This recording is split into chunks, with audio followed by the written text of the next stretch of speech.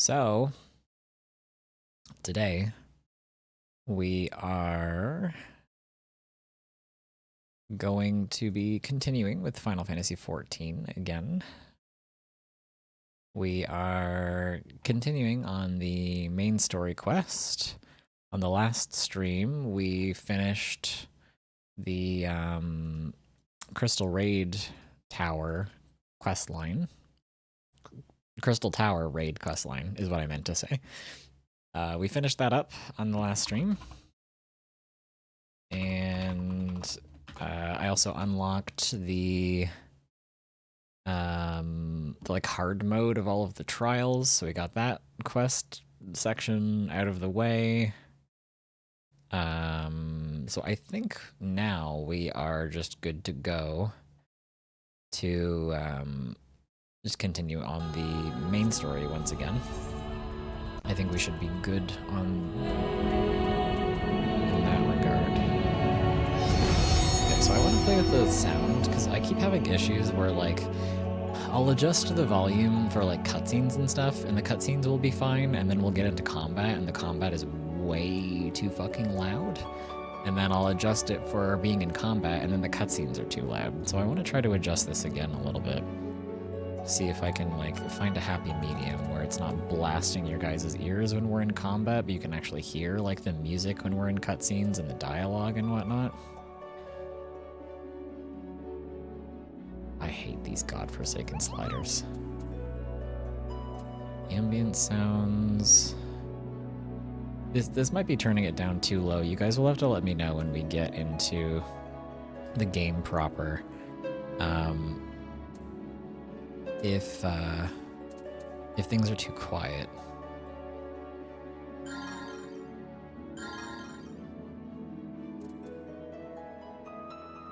We'll see. I think the music might be a little bit too quiet.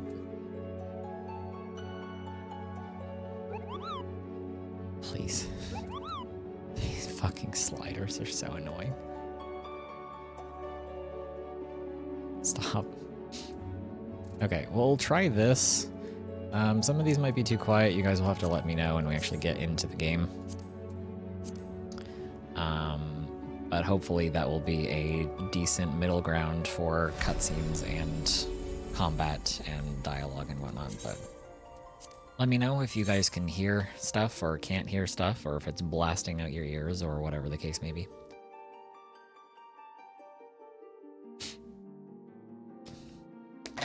Yeah, so we got the Crystal Tower raid out of the way, and we got the Primal hard mode unlocking out of the way. So today we are going to be continuing the post-ARR main story questline and seeing where that takes us.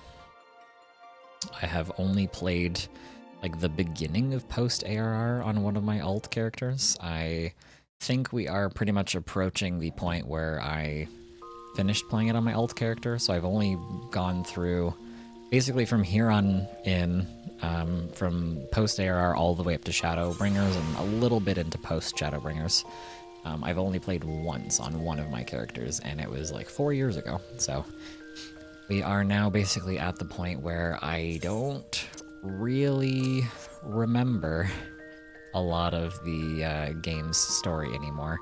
I have like an okay memory of some of the major key points here and there. But there's probably gonna be a lot of like little details and lines of dialogue and whatnot that I will have forgotten.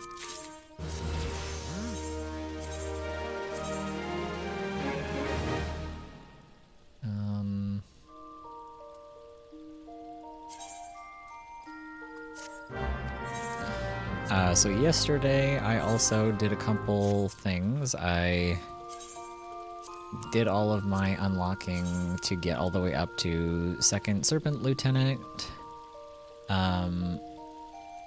So I did like the optional dungeons that you have to do for the hunt log and for the actual unlocking of the Serpent Lieutenant. And what else did I do? I bought more ventures so that my retainers can go on ventures again, because they haven't been able to do that for a while. That was mostly it. I went ocean fishing, so my fisher is like super high level now. My fisher is officially my highest level class now because of ocean fishing. Thank you, ocean fishing, for the crazy amount of XP that you get. What else did I do yesterday? Not much. I did like my GC craft turn-ins and whatnot. Nothing like super exciting, just some optional unlocking stuff. I also think there's a possibility that I might have fixed my mouse. I was messing with it earlier.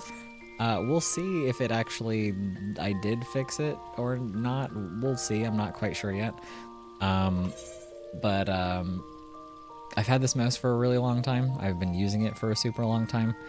And I kind of just like banged it around and like knocked on it and got a bunch of like dust out of it that's been building up for a long time. And I think it's working better now than it was before. So, I might have fixed it. We'll see. This mouse is very old. I'm not surprised it was dusty in there and it was causing problems. Because it was having an issue where like the left click wasn't working correctly. It was sometimes registering like multiple clicks when it shouldn't, and it was like letting go of the click when I was still holding on it. So we'll see. I don't know. Maybe I fixed it, maybe it's still broken. We'll figure it out. Remember your level 50 white mage quest, Benediction. Ah, yes. I have to go do, before we get into post-ARR, I need to actually go do my level 50 white mage quest because I don't have Benediction unlocked. I keep forgetting to do that, and then I keep getting into like level 50 dungeons and like the main story roulette and the Crystal Tower raid questline and stuff, and I just don't have access to Benediction. So let's go and get this out of the way first before I do anything else. Your quest log? You're a sicko? What do you mean? What's wrong? You don't like my quest log and how full it is of stuff that I just haven't done because I'm lazy? What's wrong with my quest line? Or my quest log? You don't like my journal? You don't like all of my super easy to complete level 5 and level 1 and level 15 quests that I could very, very easily just knock out in like 5 minutes?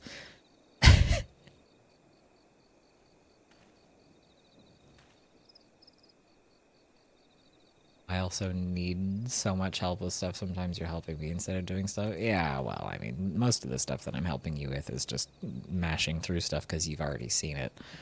It's not exactly difficult. No comment. You are sick. You said no comment and then said I'm sick. That doesn't sound like no comment to me.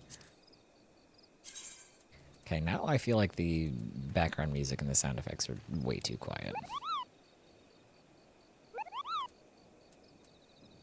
Let's turn the ambient sounds up a little bit. Performance can stay down because people playing instruments in this game are always loud as fuck, to be honest with you.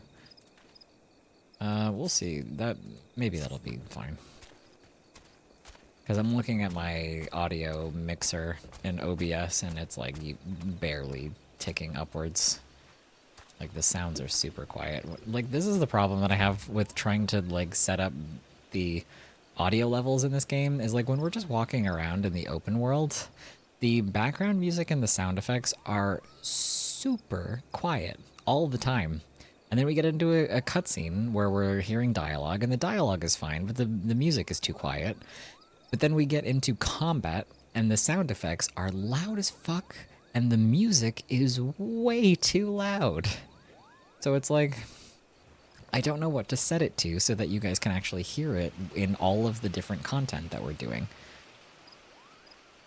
Because I set it up for like dialogue cutscenes and then you can't hear it in dungeons and whatnot, and then I set it up for dungeons and you guys can't hear it in cutscenes. It shakes my fucking head. I might have to just make it like... There's probably something I can do in OBS. I could probably... Do I have a like compressor or a like... What's it called? Oh, I don't. Okay. I see. I had a compressor set up at one point, and I had a, what's it called? A limiter and a noise gate at one point in time, but I guess for some reason I took them off. Unless those are on my microphone. Oh, those are on my microphone. They're not on my game. Okay, I have to reset up my audio filters on my game audio input. Because I think that would help, because then I could just have all of the volumes turned up at like a pretty decently high rate so that you guys can hear them at all times. But then it would limit how loud it gets when we are in like dungeons and stuff. That's gonna take a little bit of playing around though for me to figure out what a good like compressor and noise gate setting and whatnot would be. So I'll have to mess around with that when I'm off stream. Because the like constant messing with the audio levels in game is super annoying. Whereas if I set them up in OBS, it was so quiet before, and now the background music is kicked in, and the background music is really loud now.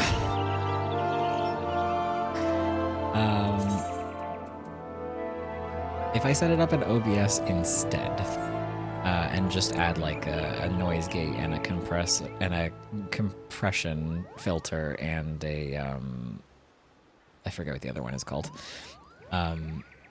Then hopefully it should make it so that it's not blasting out your guys' ears, but you can also like hear everything all the time. I need to look into OBS audio stuff. It's not something that I've spent enough time messing with and figuring out, so that will be one of the goals that I have to mess around with over the weekend to try to improve the audio quality of my streams, because this is like a consistent issue that I have with a lot of different games where the audio mixing is just really annoying to deal with. I'll figure it out. I legit can't hear you over the music. Yeah, the music turned off as soon as I turned the volume down, so now it's super quiet again. It's fucking annoying. 14 has some severe sound issues. Yeah, the audio mixing in this game is just like all over the place. Some stuff is way too quiet and some stuff is way too loud. I think I can figure it out in OBS. I just need to mess around with some audio filters and make sure that I'm setting things up correctly to just sort of equalize it all. I think I can figure it out. It's just going to take some messing around. Anyway, all that preamble out of the way. Let us do the level 50 White Mage quest, so I can actually finally unlock Benediction. Raya Osena is wearing a concerned expression.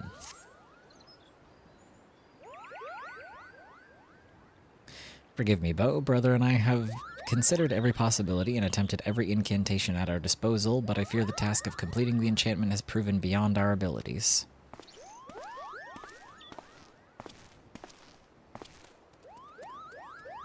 No living Pajal, not even our sister, possesses such power. Without the blessing of a Toa-Cant, there's nothing we can do. With the ashes returned to their rightful resting place, a Toa-Cant spirit will return. Surely it's only a matter of time. Look around you, sister. Open your eyes and ears. Time is one thing we do not have. Arun? The fury of the Great One mounts with each passing moment. It will not be contained much longer. No, the time for waiting is long past. Now is the time for action.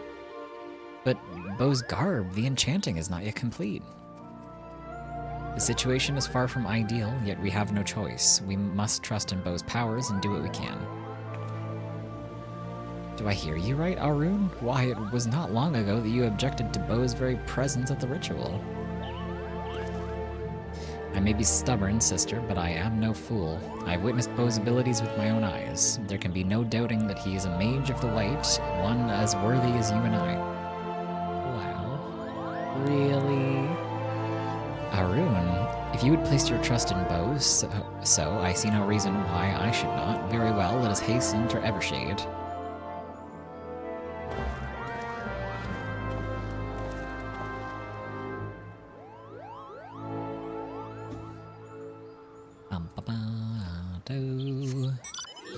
Where am I going? What's Evershade? Where are we going? Oh, where the guardian tree is. Okay. Makes sense. How are we doing today, chat? What's everybody up to?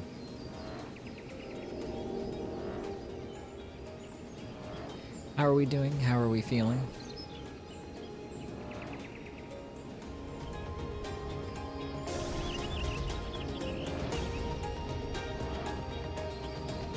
Tired as fuck. I just woke up right before the stream. Good morning. I take it you, didn't sleep well?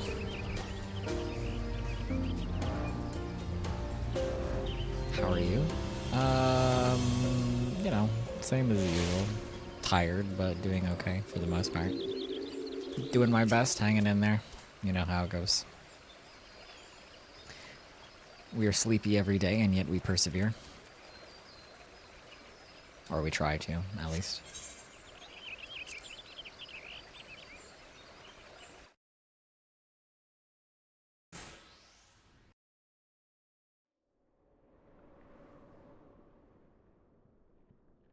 I feel like I should move my VTuber down a little bit. It's a little bit high. I cover up like NPCs and stuff sometimes. Maybe that's better.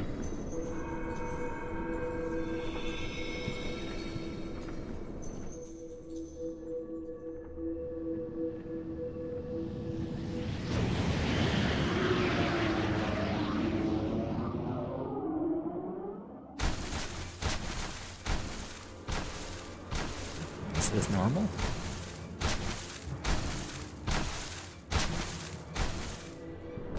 The Great One's rage is too strong. I cannot reach him.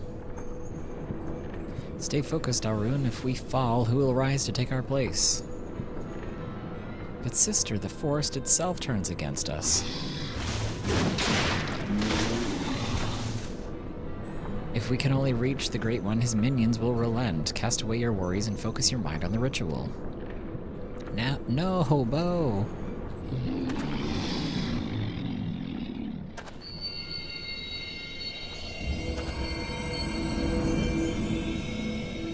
Stand strong, Bo. Are you going to let some overgrown shrub ruffle your feathers?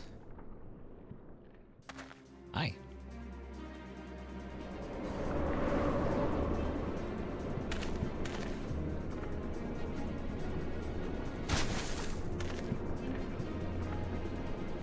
And the two of you, don't you have a ritual to perform? Do my eyes deceive me? This is no time for chit-chat. Raya-O, Arun, Bo, focus your energies on the Guardian Tree. We must quell the Great One's fury, dispatch its minions, and resume the quieting.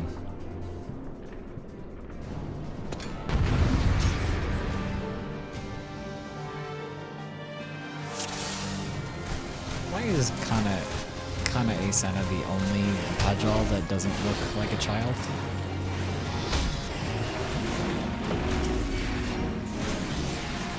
You're not my children, I will protect you.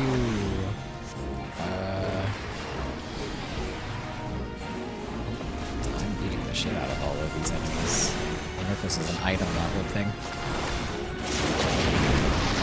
I don't think the music is too loud again. You know? Not the sound effects, maybe? Sound effects are a bit loud, I think.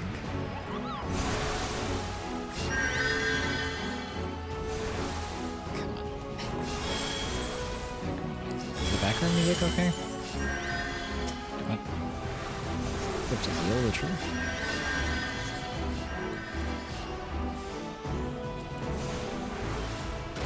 Out of my way, foul creature! I cannot concentrate on the ritual.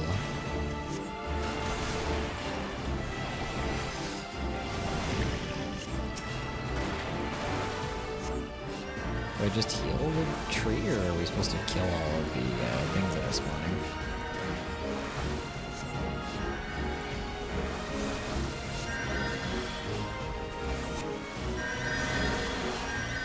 Both, maybe?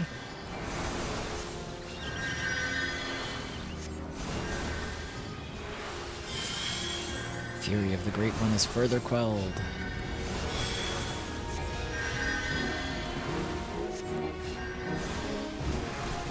It's the spirit, my children. I feel the Great One responding.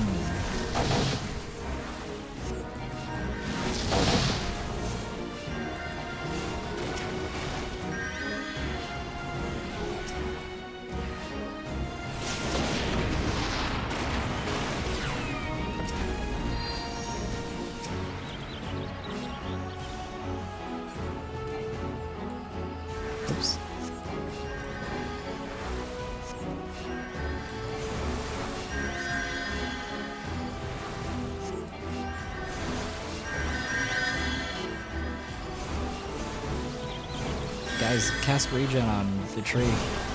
If we all cast regen. Oh, never mind, we did it. I think. Maybe not. Now, focus your powers on the guardian tree.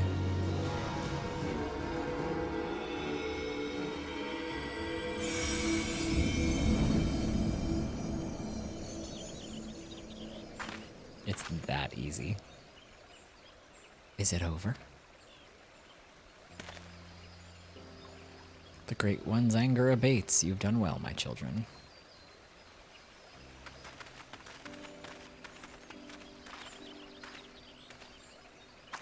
Master Atoa, do you truly live? Live? Not as you would define the word. Mayhap in the heart of Bo here, whose strength I borrowed to join you. It's a miracle. Aye, it may very well be, or perhaps the Mother Crystal heard this old soul's wish. I lived a long and fruitful life, but when I drew my last breath in Ogamora that day, I did so with one profound regret, that I would pass from this realm without finding a worthy inheritor to bequeath my knowledge in full. My spirit left my lifeless body to abide in this soul crystal, with the hope that one day it would find its way into the hands of my successor. For years, my consciousness slumbered in the darkness until I met Bo. Me? From the moment you took my crystal in hand, I knew, Pajal or no, I had at long last found one whom I could truly pass on my knowledge. Yes, Bo, I knew Master Atoa. Well. Power of the crystal grows faint. It would seem my all too brief sojourn here has come to an end. Oh, okay. Bye. Farewell, Bow of the White. Farewell, my children. I leave my forest home in your capable hands. Master Atoa, he's left us. And yet by his power and that of his successor Bo, the Great One's fury is quelled and the Twelveswood is safe. Though Master Atoa traveled the world, no doubt his heart always remained here. In the forest home he loved, he waited for us. My brother, for once you almost sound wise beyond your years. Strange, is it not? Perhaps I finally learned something from you, dear sister. As I could learn something from you, Arun, your pride as a Pajal, your deep respect for our past, these traits are to be admired. The same can be said for Master Atoa's liberality. Yes, I believe there's a place for both beliefs among our kind. The road was a long and winding one, but at long last our work is done. Let us return to Camp Tranquil.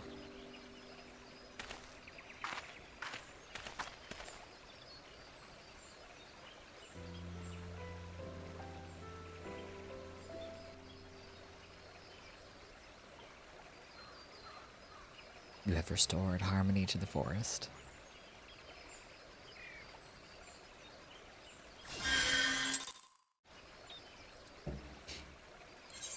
It's that easy, chat. It would have taken me like 5 minutes to unlock Benediction if I had done this earlier. Oops.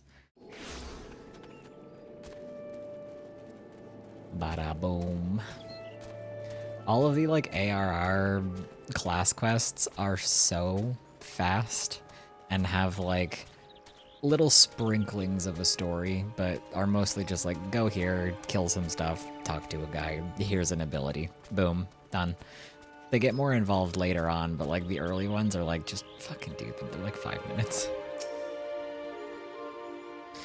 To meet Master Atoa in the flesh, well, not flesh, perhaps. I'm still shaking from the experience and from pure joy of seeing peace return to my forest home at last. I will forever be grateful to you, Bo. I'm honored that we were able to heal the wood together. I speak not only for myself, my brother has expressed the same sentiments. Were Master Atoa here, I'm sure he would say the same.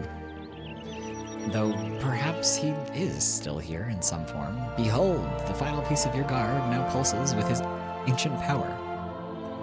There can be no doubt that Master Atoa intended this as his parting gift to you.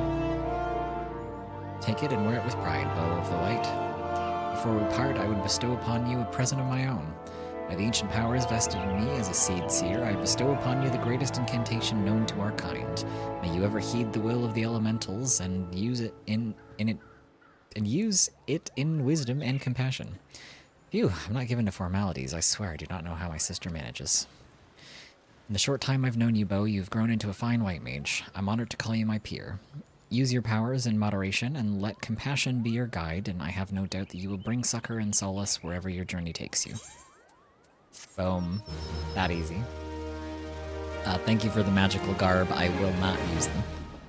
They are probably lower item level than anything I can just buy with Tomestones of Poetics. This concludes the White Mage questline for Final Fantasy XIV: A Realm Reborn. In order to undertake the next series of quests, you must first meet the following requirements. You must have completed the main story quest before the dawn. Don't know which one that is. That might be a post-ARR one. Once you have done so, the next White Mage questline will be available from Raya Osena. I think that's like the last post-ARR quest. Yeah, this is already lower item level than what I currently have on as it is. What item level? This is item level 70? And this coffer will give me item level 90? Sure. Wait, the stuff they gave me in the coffer for free is higher item level by a lot than the, like, lore relevant magical clothing charged by the white mage guy himself. Okay. I guess.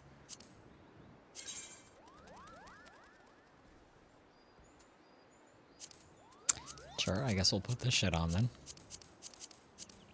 And then I can't desynth this, so I guess I have to just discard this? Maybe I can do it as a GC turn-in? I'm not sure. Well. Okay, we did it. I did my White Mage questline. Okay, so now we can go back to the post-ARR main story quest. Yeah, I remember holding off on doing my Bard quest for a while and had like 3 or 4 banked up and it took 5 minutes tops to do them all. So silly. Yeah. There's like a level of like, I just want to do the main story. I don't want to stop and go do my class quests. No. And then it's like, oh, my class quests took like 5 fucking minutes.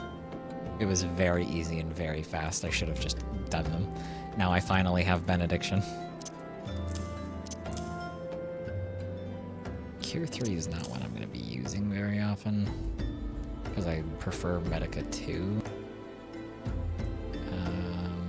I can't figure out where to put Ethereal Shift. I don't use this. I always forget that this exists. I don't know, like, when is a good time to be using it.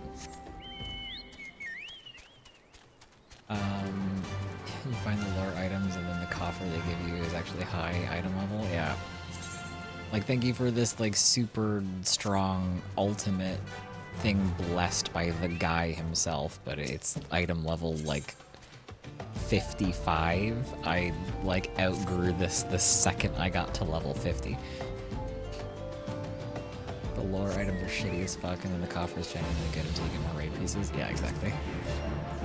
Like, the coffer, actually had things that are strong, higher item level than something that somebody in my FC crafted for me, which is kind of surprising.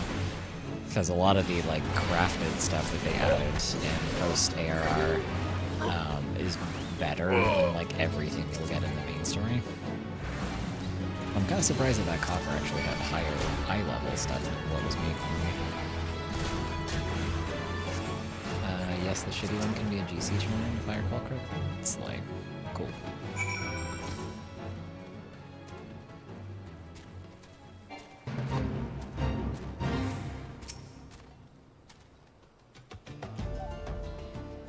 Aw, look at you in your cute little miner outfit.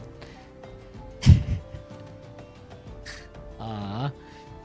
Right, the hat has built-in cat ear slots, or not slots, they're like in there, but it must be hard to hear. I know there's little holes in here, but their ears are like in the helmet. Stubborn to the last, as expected. You're unharmed. Hi, Thancred. A gang of sea-wolf thieves and in Thanaland, no less. I suppose there's a first time for everything. Sea-wolves? All of them? Aye, and all with the same taste in facial tattoos. Blue, in case you were wondering. Our thieves are a long way from home. Can you push Thancred over? No, but I can hit him with my cursor. Thancred, if you would be so good as to attend the outstanding matters in Horizon, I have inquiries to make. To Horizon, then. Fufulupa will want to hear about your meeting with the thieves.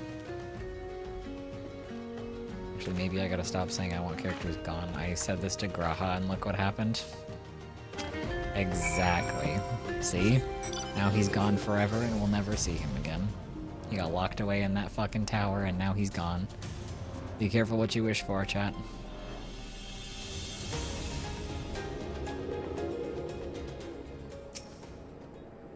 This tale does not require a bard's embellishment. Simply tell Fufulupa what transpired.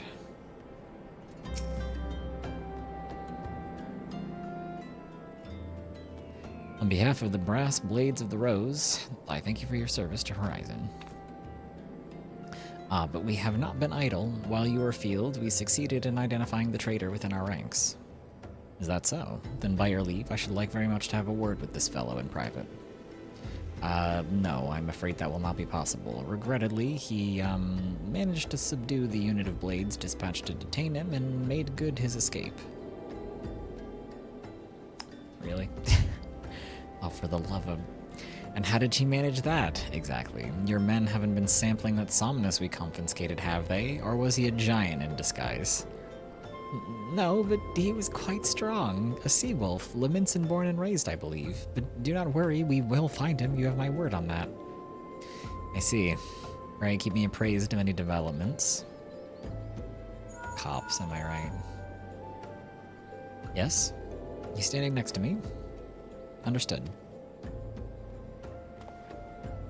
I fear our time together is at an end, my friend. Your services are required elsewhere. Awfully disappointing, I know, but one must follow where duty leads. Why didn't they call me? Why did they call Thancred and ask Thancred to tell me things? You might try to look a little disappointed, or do you mean to give me another one of your stoic nods? You do, don't you? We hit him with that shit, just like he said. I don't need these because I have the Menfina's ring. Or earring, sorry.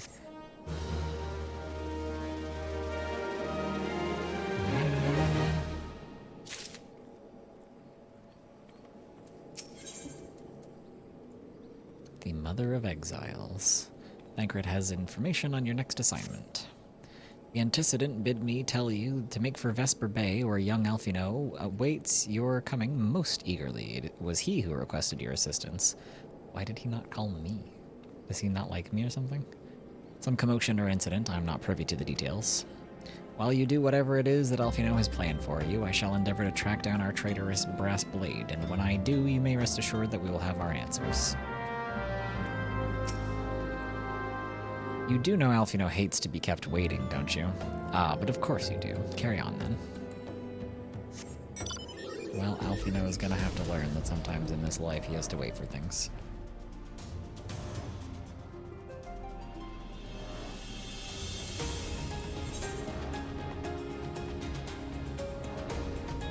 Not about to use a Vesper Bay ticket when I'm 5 minutes away. He's gonna have to wait for me to walk there.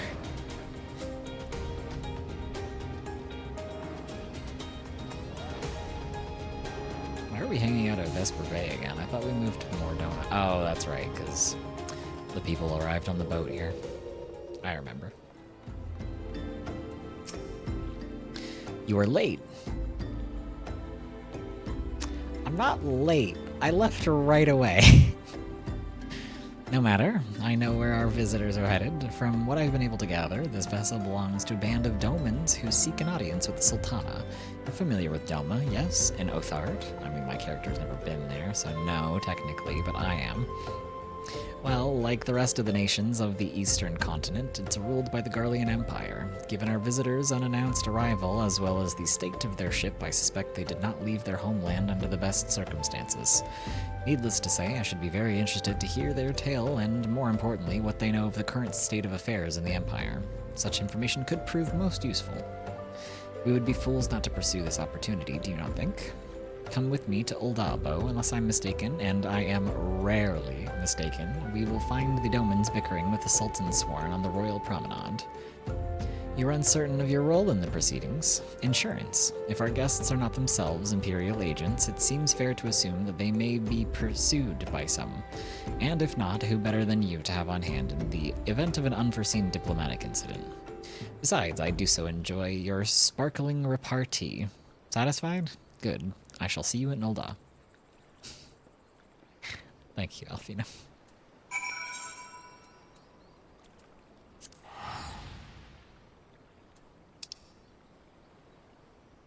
My son is so silly. And so catty.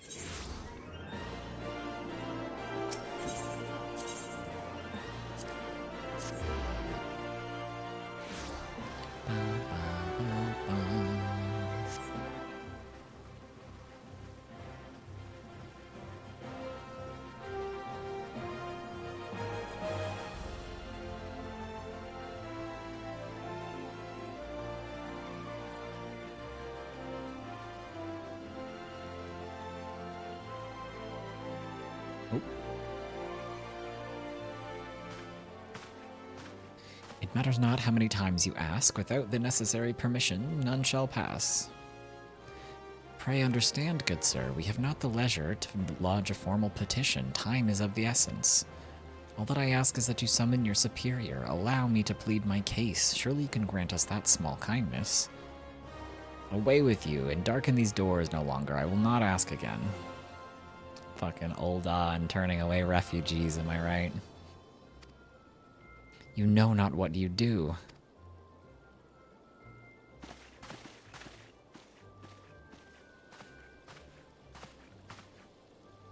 I gather your pleas fell upon deaf ears. A loyal man with a cold heart. I know his kind well. I hope that you will find me more to your liking. Alfino Leveilleur, at your service. A friend. Which, I believe, makes me very nearly unique. In this part of the world, at least. Few indeed are your allies in Ul'dah, yet you will need some if you wish to endear yourself to the wealthy and powerful. Pray join me and my associate at the quicksand. There you may explain your situation to us, and we shall see if there's aught we can do to help.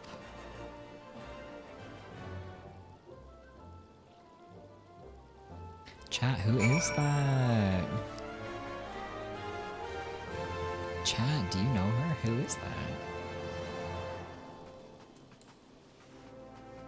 I mean, them. I guess technically we don't know the gender of this masked individual.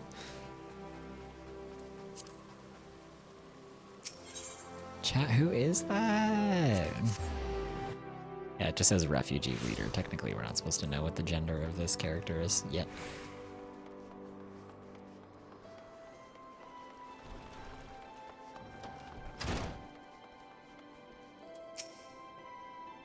We would be most grateful for any assistance you and Master Alfino can offer. It has been ever so long since we last set foot on dry land. I truly hope this marks the end of our journey. Master Alfino's associate, yes? We've been waiting for you. I trust you're ready to begin.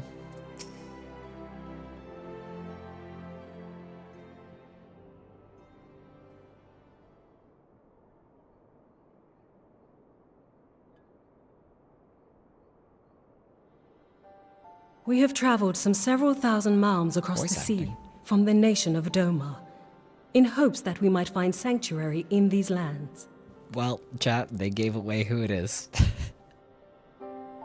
She hasn't even introduced herself yet, but they've already told us her name. Sanctuary, Lady Yugiri? Oh, apparently she told Alfino her name, but not us.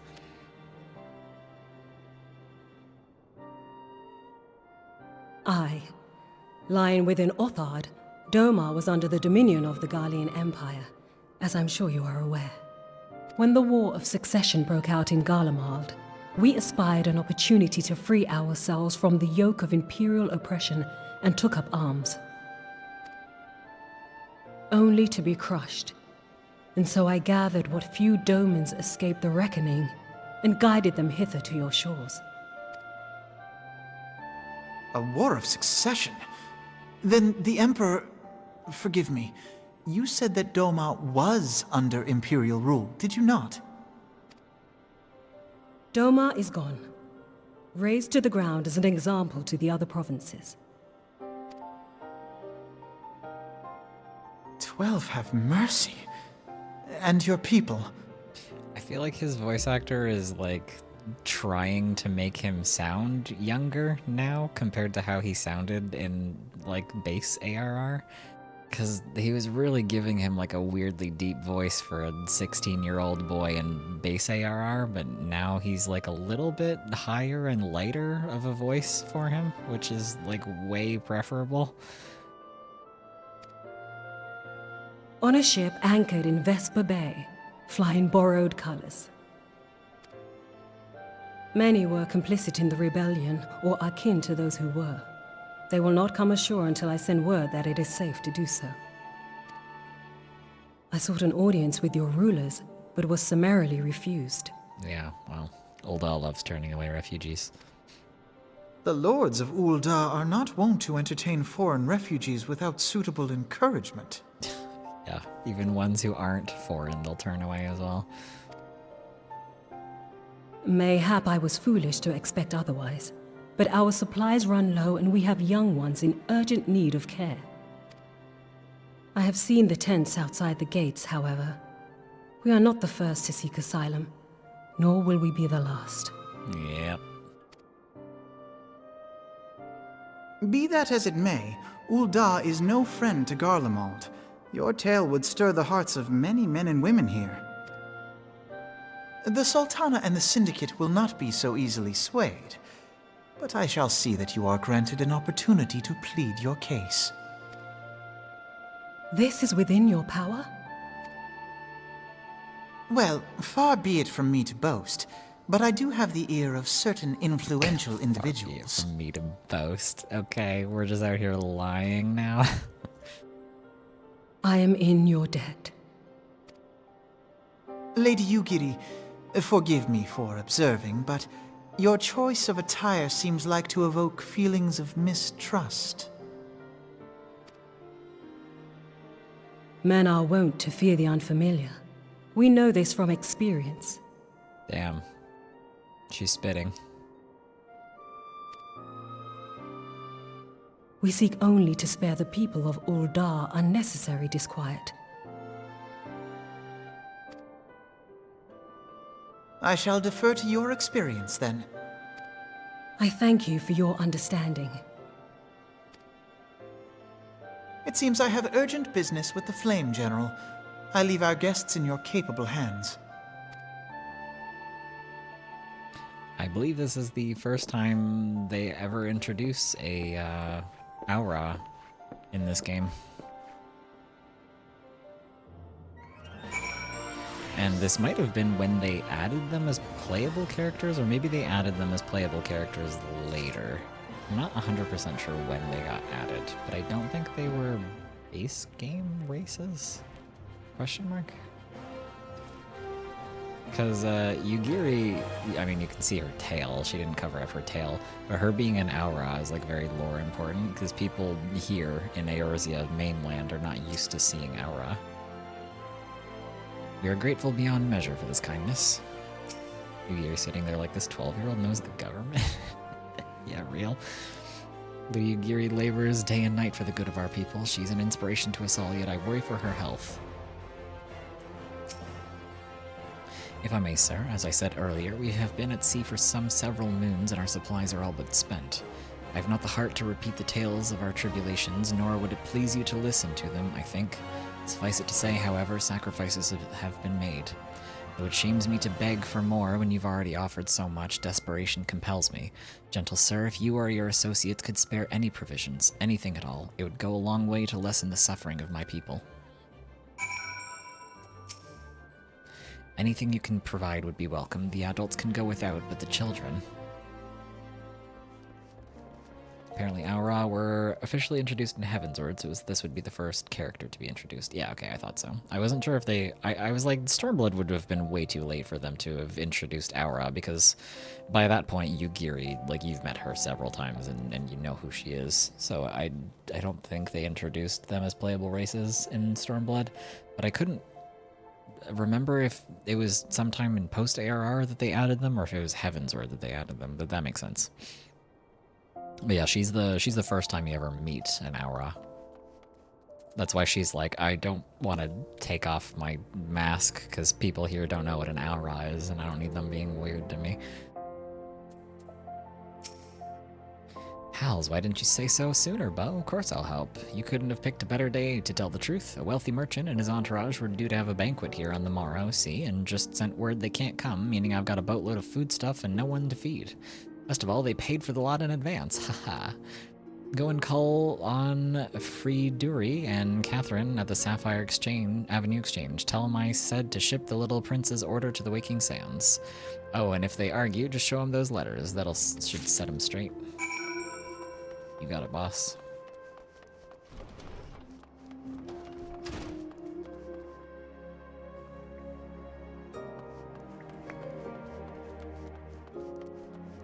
So if they introduce Aura in Heavensward, then they did female Viera and male Hrothgar in Shadowbringers. There's a long, long time in between playable races getting added to the game.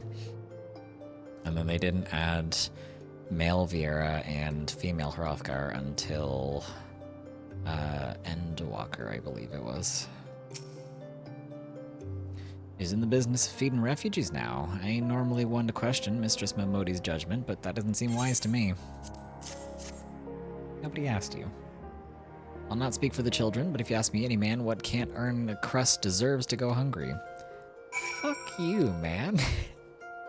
They're escaping war and colonization, and they've been on a boat for months. Fuck you mean a man who can't feed himself? They don't have food on a boat, you dumb fuck. Momodi, I beat the shit out of one of the guys in the Sapphire Avenue Exchange, I'm sorry. My, that's a rather odd request. Mayhap you misheard her instructions. You know, you shouldn't encourage them like this. They'll start to expect it. Mark my word. Fuck you. God damn, everybody in Ul'dah has such strange and gross opinions about refugees. This is why all of the people from Alamigo are going hungry and hate everybody from Ul'dah. Fucking Momodi let me at him. Yeah, I started swinging on your contacts in the exchange, I'm sorry. They said some nasty shit and I couldn't take it anymore. It's also like, there is a certain, like, I'm glad we're helping them because, like I said, these guys just have been on a boat for months and they're running out of food and they're escaping, like, horrible violence in Oathart, and Doma and everything that's going on. So I'm glad that we're helping them, but there is, like, an interesting commentary going on where everybody in Ul'dah is so used to the Alamigan refugees that they kind of just, like, ignore their existence. But then we get new refugees from a different place that we haven't seen before, and they're like, oh, please, we have children on our boat, and we're running out of food, and we need help. And everybody here, well, I mean, the people at the guards outside of the Sultanate were like, fuck you, we don't give a shit. But then Momodi's like, oh, here, we have so much food that we'll give them. And it's like, if these guys hadn't shown up, what would you have done with all that food? Would you have given it to the Alamigan refugees? Probably not. I would not ask if the circumstances were not dire. Please, any provisions you can spare would be greatly appreciated. They're so used to the Alamigan refugees that they don't give a shit or notice them anymore. But we get new refugees from a new place and people are like, oh, sure, we'll help. And then we got the people in the Sapphire Exchange who are like, fuck all refugees. And it's like, oh, I can't take it anymore. I can't take it anymore, chat. They didn't give you any trouble, did they? Good. Now go and tell Lady Yugiri it's all in hand. They did, actually. They were super rude, and they said really nasty shit to me. Momodi, I think you should fight them.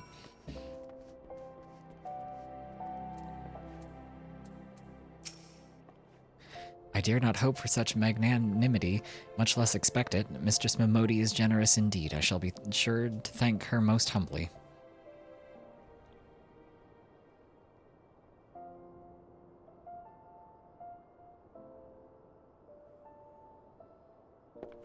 Can we give them this food with the extra caveat of telling them, hey guys, be careful of how much you eat and how fast you eat it, because situation around Ul'dah being what it is, I can't promise you'll get anything else for a while. Oof. Lady Yugiri, I briefed the Flame General on your situation. I think you will be pleased with his reply. We've been granted an audience. Not to like Yugiri because the fandom is super nasty and weird about her, so I have to support her. And Yugiri's nice. She's fine. She doesn't do anything wrong. The fandom just treats the women in this game weird sometimes because the game treats the women in this game weirdly sometimes. But Yugiri as a character is fine. She doesn't do anything wrong. She's not a bad person, and she's not weird or anything, so I don't really know why people turn her into a punching bag in the fandom. It doesn't really make sense to me. But I feel that way every time they take one of the women who's been severely mistreated in her story and turn her into a punching bag. So, you know. Before the Sultana and the Syndicate both, we should return to the Royal Promenade at once. You've done much for us, Master Alfino. I swear we shall return the favor. Naught is owed, Lady Yugiri, for naught has been given. This small favor you fairly won with your words, and it is with words that you must win the favor of the Syndicate. Then I shall choose them with care. You'll be accompanying us, yes? Good. Your presence may serve to remind the Syndicate of the true meaning of philanthropy, and that nothing so unpalatable will be required of them, assuming the Domans are willing to earn their keep. Come, the Flame General awaits us on the Royal Promenade. There's the caveat, the earn their keep. We'll see how that goes.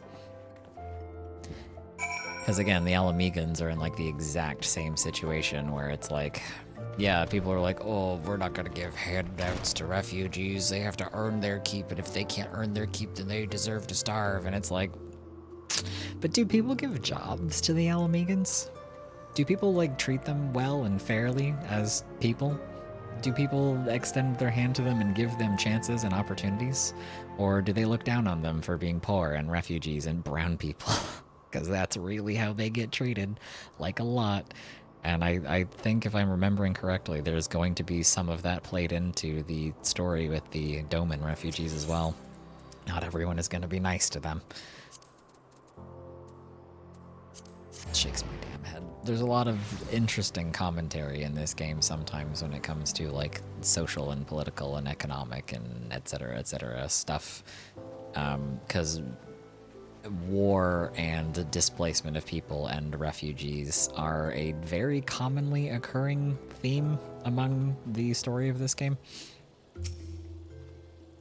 You must take pains to illustrate how accepting the Domans would benefit Ul'dah. Only then the Syndicate may be swayed. Yeah, ain't that always the way? It's gotta benefit the people to have these people here. Gotta benefit the strong and powerful, specifically, sorry, not the people in general. If we are all enemies of Garlemald, is it not fitting that we should join forces? Exactly. I've heard that the Sultana is a kind and generous ruler of the Syndicate. I've heard less flattering things. True.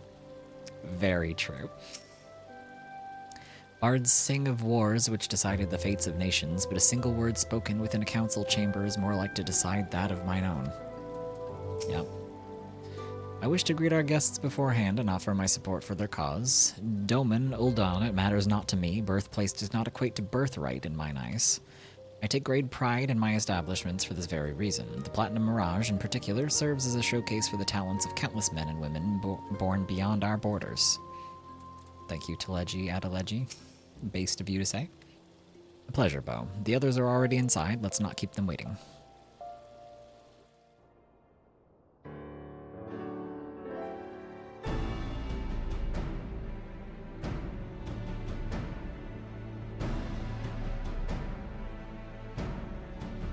I, Yugiri of Domar, am honored to meet you at last, Your Grace.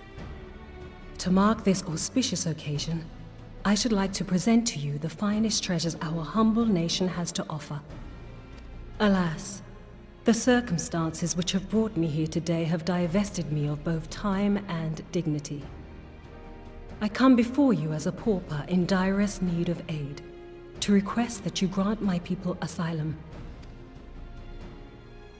I, Nanamo, 17th in the line of Ul, welcome you to our city.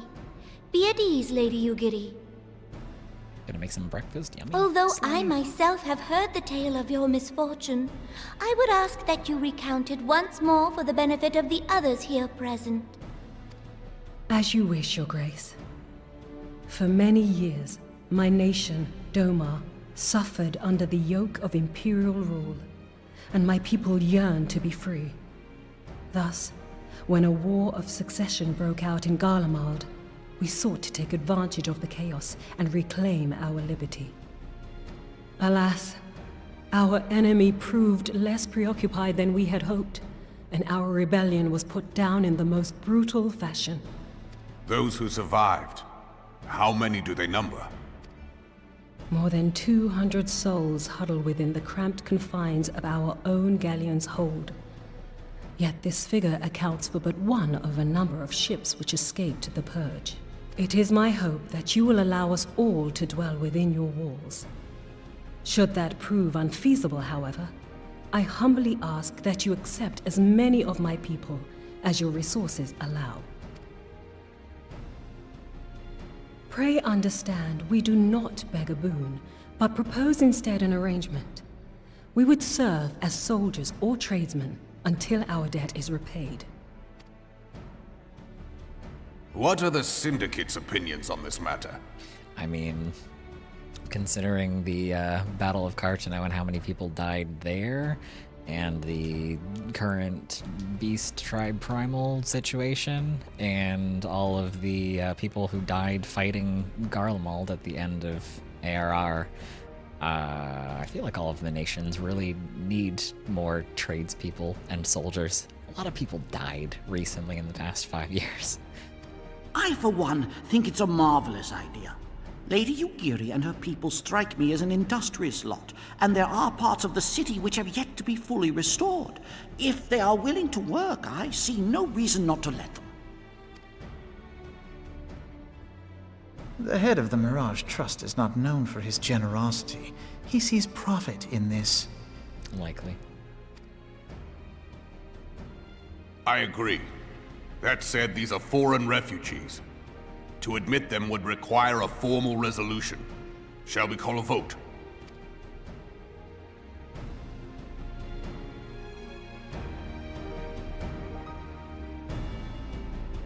The law is the law. Lord Lolorito? Tell me, are you blind or willfully ignorant? Even now, our streets are choked with the displaced victims of the Calamity and Alamigan refugees. Unfortunately true. They live hand to mouth, subsisting on aid provided by the immortal flames, the cost of which grows ever higher. Okay, now he's starting to lose me. The wealth of Ul'dah is not without limits, my friends.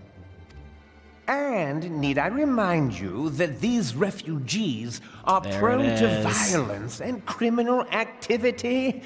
You have all read the reports, I think. There it is. It always comes back to this. And why, Lolorito, pray tell, do refugees have a tendency to fall into criminal activity and violence? Could it perhaps be that it is born of desperation and having absolutely nothing to their name and therefore nothing to lose by turning to more underhanded things because they have nothing and no one will help them with anything, and they are constantly ostracized by society at large and given no aid with anything, and there are no promises of them ever getting help from anyone. So people who are put in desperate situations are more willing to turn to desperate measures. Could it be perhaps a societal issue and less having to do with the inherent nature of these refugees? Maybe it's not the refugees just being prone to violence and criminal activity, and more the horrible situation they're in drives them to take that choice because they feel they have no other option. You ever think about that, Lolorito? Without homes or Little employment, it is only a matter of time before men grow desperate and take that which they imagine has been unjustly denied them. Yet, knowing this, you would have us swell their ranks. Mayhap you think the brass blades and the flames are not hard-pressed enough? Imagine has been unjustly denied to them. It has been, though. Some say the chairman of the East Aldenard Trading Company passes Gil thrice daily. This may explain how he came to be the wealthiest man in Ul'dah. Or it may simply be that he's ruthless beyond reckoning. Fuck this guy. Surely the Sultanate can support the few hundred domins Lady Yugiri represents. That our resources have been taxed, I do not deny. But we are hardly in danger of financial collapse. I move that an exception be made. An exception, Your Grace? I am suddenly reminded of a similar debate some years ago regarding a number of Alamigan refugees, if memory serves. What were your words that day? Yes. The law is the law. And so our visitors remained in Little Alamigo. Yeah. This is what I was referring to. For some reason, an exception is proposed to be made for people from a completely different part of the world, but when people from the neighboring nation show up on their doorstep begging for help because of the treatment that the Empire subjected them to, everybody just kind of looked the other way. What's up with that?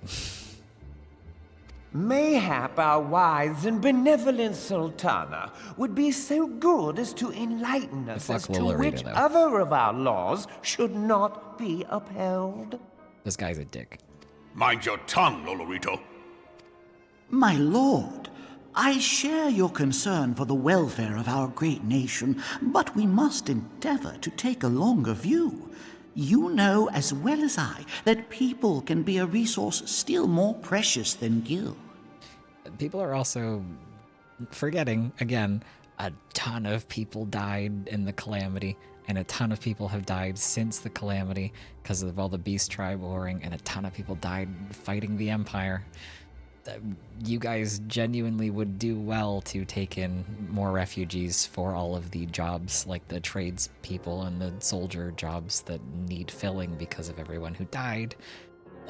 This could be very beneficial. It would give them jobs and things to do and potentially money to be made and whatnot, and would rebuild the population of all of the people who died. This is typically one of the pros that's argued when it comes to like refugee situations and immigration and whatnot, is they add people to fill jobs that need filling. This is a good thing.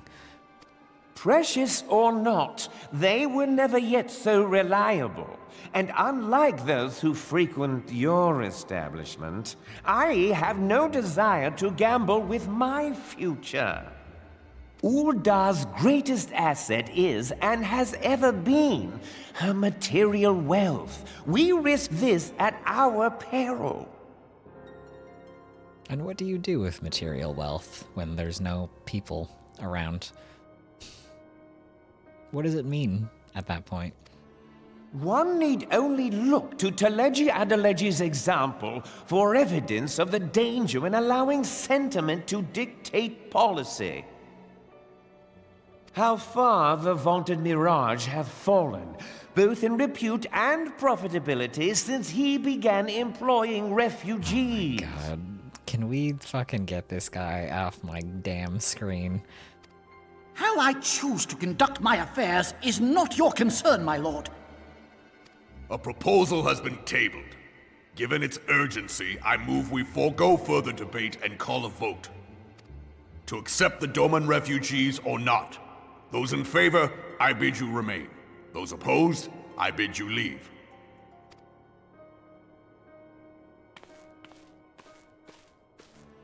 Hope the doorknob hits you on the way out, you little fuck.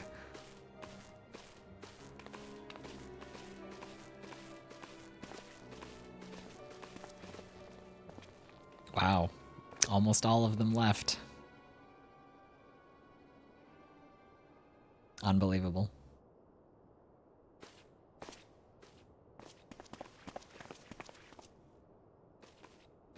Would that it were within my power to welcome you and your people, Lady Yugiri.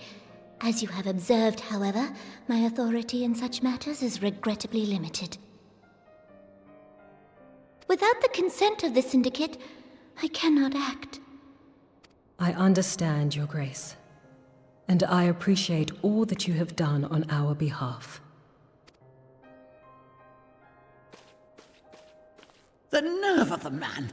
If that bastard had not forsaken the eastern trade route, little Alamigo would now be thriving. I know, right? Fucking tell me about it. So true, Telegy Adelegy. You talk, you say, That you should say have your traveled shit. so far under such dire circumstances, only to be refused in this manner is utterly unconscionable.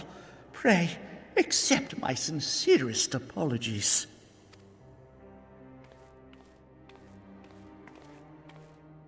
Now that the Empire no longer poses an immediate threat, they see little reason to maintain the pretense of unity. Typical. The Monitorists have grown especially defiant of late. Lord Lolorito most of all. But this is neither the time nor place for that discussion.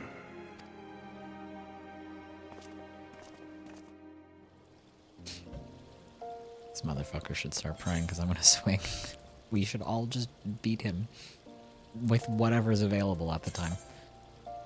Lilac purple, million corn yellow, and cork brown. Take the purple one, I guess. It bears repeating that Lord Lolorito does not speak for the Syndicate. The others harbor doubts I will allow, but in time they shall see the error of their ways. As Lord Lolorito goes, so does the Syndicate. Yeah, interesting, huh? Curious. I wonder why none of them said anything. They all let him speak, and then left when he did. My people could not endure another long sea voyage, but if Ul'dah will not accept us, what choice have we? Did they not hear Lady Yugiri's pleas? How can they turn us away, knowing what we've endured? Well, the thing is, they don't care. They only see the profit to be made or to be lost, because they are greedy. Prone to violence and criminal activity, who is he to speak of us thus? Are we to be punished for sins we may never commit? You are spitting, sir. Yeah. No, that's exactly the problem. It's based off of pure assumption and racism. Raban would like to discuss how to handle the Doman refugees. As you observed, Lolorito is not afraid to speak his mind, nor is he like to change it. Oft have I wondered how a man so skilled at weighing the worth of things should be so incapable of seeing the value in people. Damn, he is spitting. I will waste no more words on him, not when the Domans are yet in need of aid. Everyone follow me to the Hall of Flames. This is so, hold my head. Yeah. I warned you. I told you. I told you the refugee crisis is going to be a very important and reoccurring theme in this game, because by virtue of this story having a horrible, colonizing, violent empire that exists and destroys nations, and the Beast Tribe crisis being what it is, and all of the magical goings on and disasters and whatnot, it's creating a lot of refugees and a lot of people whose homes are being destroyed and a lot of people who have nowhere to go and are in need of assistance. And it is a constant reoccurring theme of whether or not people care about other people and what the government does or does not do to help people who are having a crisis. And if the common person is willing to extend aid to somebody in crisis and whatnot, it's very frustrating at times because the depiction of it in game is quite frankly very accurate. That's why it's so anger-inducing and frustrating, because it's a very realistic depiction of what people actually think about refugees in real life. It's very apt social commentary, and that's why it's agonizing to go through. Shakes my fucking head. Also, a lot of the refugees commit so much crime stat comes from crimes inflicted on the refugees, but the police and government bodies reported a scary refugee crime. Yeah, well, exactly.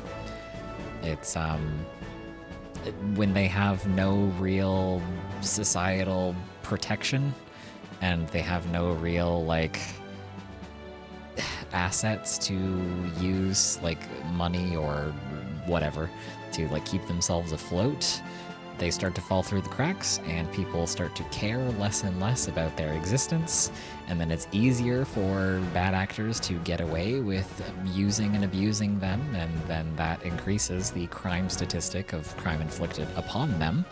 And the more and more disenfranchised groups of people become, the more desperate they become, and the more willing they are to turn to things that they otherwise would have never considered doing, like crime. People who turn to life of crime are typically people who are desperate and have no other option. A lot of people who are in criminal activity don't necessarily do it because they want to be doing it. It's because there's nothing else for them. They get rejected from every other thing that they try to do. Shakes my fucking head. But anyway, the part of why this game is like good but very frustrating at times is like this will come up a lot because it's an ongoing theme, and it's like, oh, it makes me so mad because it's so like Lilorito is such a shitbag, but he's such a good representation of like actual people who are like that. Fucking pisses me off. I will not deny that certain portions of the refugees population have been a burden on the Sultanate, but I take issue with my counterparts' convention that they account for the majority.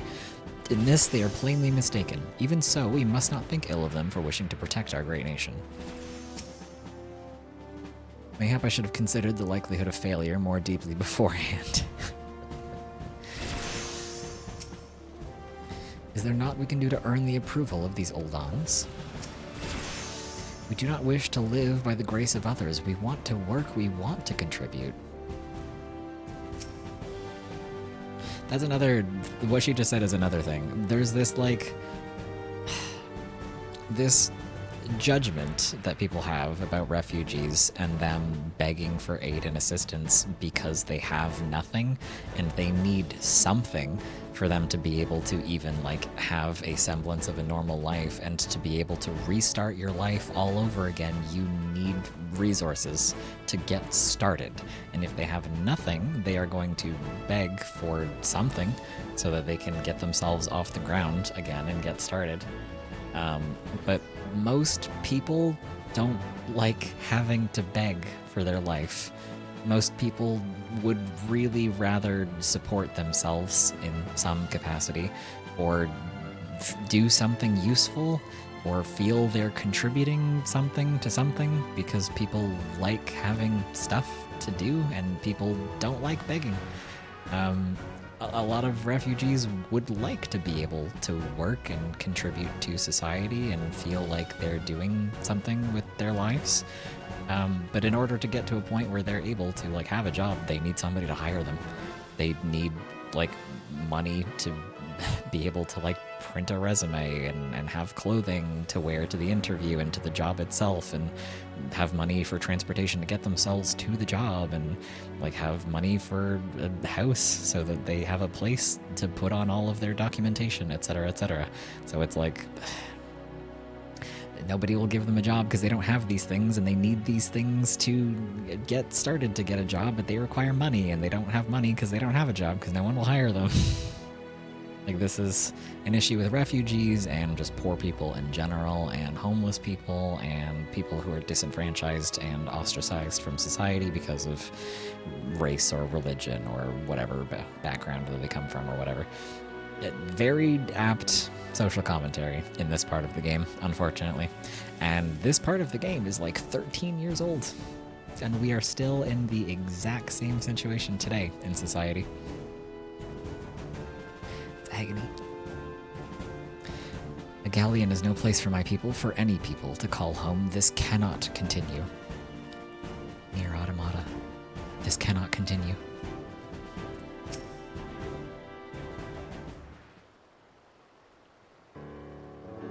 The Syndicate has spoken, and I see no point in moving that the matter be reconsidered. The monetarists have made their position clear.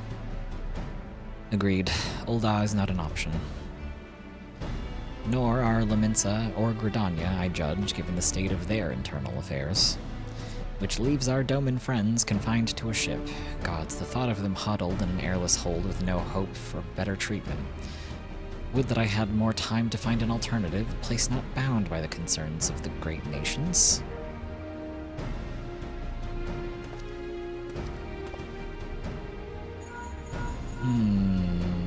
I wonder if we know a place like that. Minfilia. That is precisely what I wish to discuss. I understand the Syndicate's decision, I do. We all wish to preserve which is ours, especially when we believe it to be under siege. But I cannot merely accept this judgment, not while my people suffer. Would it be out of the question for the Sultanate to accept us for a limited time, a week mayhap, or even just a few days? Excellent, I shall keep you informed. Lady Yugiri, I have a proposal, if you would hear it. Out with it, Master Alphino. The headquarters of my order, the Scions of the Seventh Dawn, stands in a place called Revenant's Toll, an outpost in Mordona. Like most outposts, it is frequented by mercenaries and other men of action, and lacks the comforts of more well-established settlements. However, the leaders of Revenant's Toll have been doing their utmost to change that.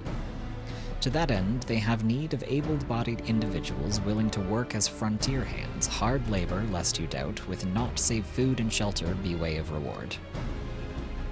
Terms not unlike those which you yourself proposed, Lady Yugiri. Though I will not hear a word said against our beloved Ul'dah, Revenant's Toll would offer certain advantages, the absence of unhelpful bureaucracy being the most obvious. If they can accommodate us all, we shall gladly accept. Master Alphino, once again I find myself in your debt. Pray do not thank me, my lady. The life your people go to is one of hard labor and few comforts, as I told you. And before that, there remains the matter of how they may be safely borne to Revenant's Toll, which will be no small feat considering the distance and their present condition. Mayhap the Ul'dah Adventurers Guild can be of assistance. Look for me there anon, Bo. Revenant's Toll is also expanding and will be growing more now that the Scions of the Seventh Dawn are there, and I think they have an Adventurers Guild set up there and whatnot, so it's going to be growing even more, so they'll need people to build stuff as well, man all of the stalls and whatnot. Lady Yugiri, if you and your people would accompany me, we may discuss what aid the Immortal Flames can provide.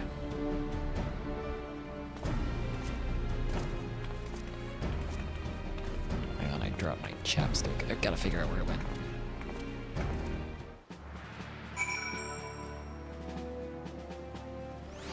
What I get for playing with it. Ugh.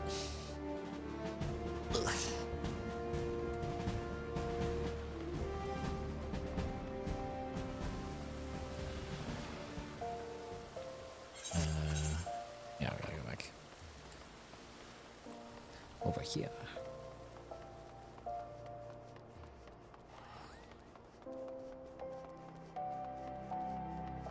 How we doing, chat?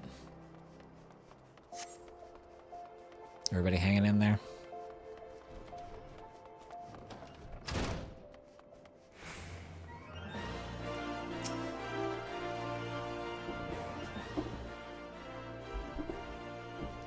We are concerned that the Doman refugees may find the journey to Revenant's Toll too much to bear.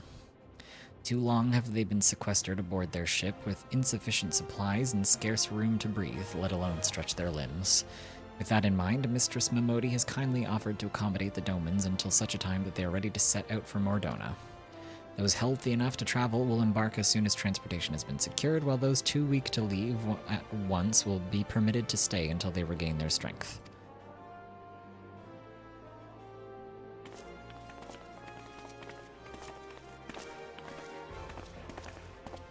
What news? Transportation remains our greatest obstacle, General, as there aught the immortal flames can do. I fear that exceeds our mandate. Were it a smaller number, mayhap it would go unnoticed, but the Syndicate will not bear the cost of escorting more than 200 Domans to Mordona. When government fails to act, the responsibility falls to us private citizens. Real. Very real. I will engage the services of these 77 caravans on the Doman's behalf. Very well. We should begin contract negotiations at once. Your generosity is most welcome, my lord. After all that has befallen these good people, it's the least I can do. Come what may, you shall ever have a friend in Ul'dah, Lady Yugiri. And you in Revenant's Toll, my lord.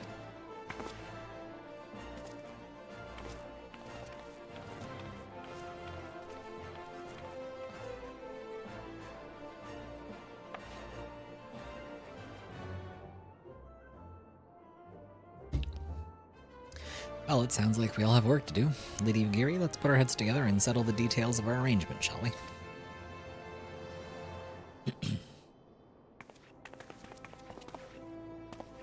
I would entrust the task of escorting our Doman friends to you, after you've rested your own road-weary legs, of course. What say you? Nod.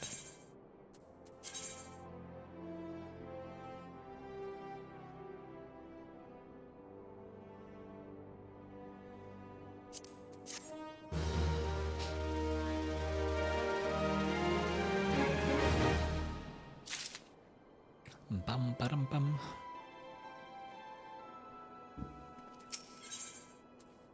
Alfino has a mind to send you to Vesper Bay. As we speak, the Domans prepare for departure at Vesper Bay, where from they will be transported by carriages to Ul'dah. That said, this has all been decided rather suddenly, and it would not surprise me if the refugees required some assistance in coordinating their preparations. Oh, I would have you return to Vesper Bay and facilitate the process through tasks great and small. In short, whatever must needs be done, do it.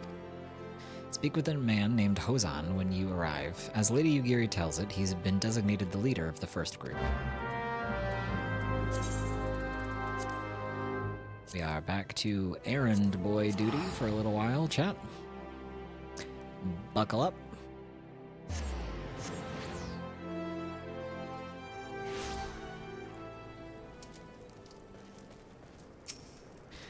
It's been too long, too goddamn long since I've traveled across Eorzea. Can't wait to take the road again. I guess he's the guy who's going to be driving them, question mark?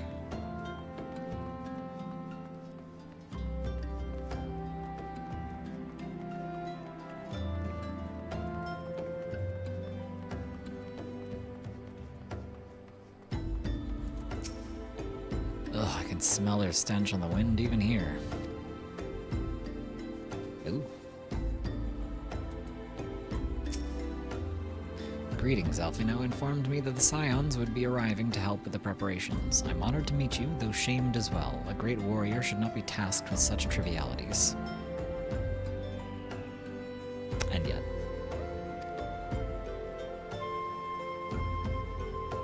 It's not, the helping of these people is fine. No problem with that whatsoever. All well and good. Love that. Love helping people. But this part of the post-ARR, there is going to be a lot of like busy work, kind of questing for a little bit. So not all of it's going to be interesting, unfortunately. I knew from a glance what manner of man you were. I too have some skill at arms, as do many of our people. Pray forgive this trifle, but might I trouble you to round up the children that have been given into my care. They are most adept at staying hidden from my sight, but perhaps your keen eyes will succeed where I have failed. You have my thanks, friend. Pray seek out my son Yozan. He can tell you more. This part in particular, where you have to like babysit for a while, I remember being a little bit annoying. But we'll see if it's as bad as I remember it being.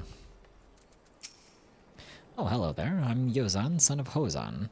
Will you be coming with us to Ul'dah? I hear we're traveling by horsebird-drawn carriage. But don't you think they're queer?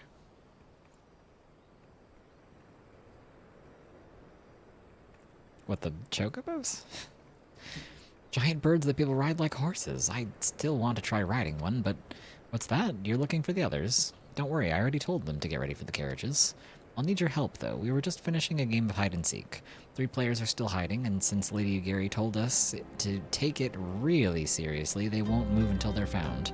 The Vesper Bay isn't that big, so I bet you can find them in no time. Isn't it interesting that Ugiri told all of the children to hide and be careful and not move until they're found? Until they found somebody to help them? Isn't that a little bit,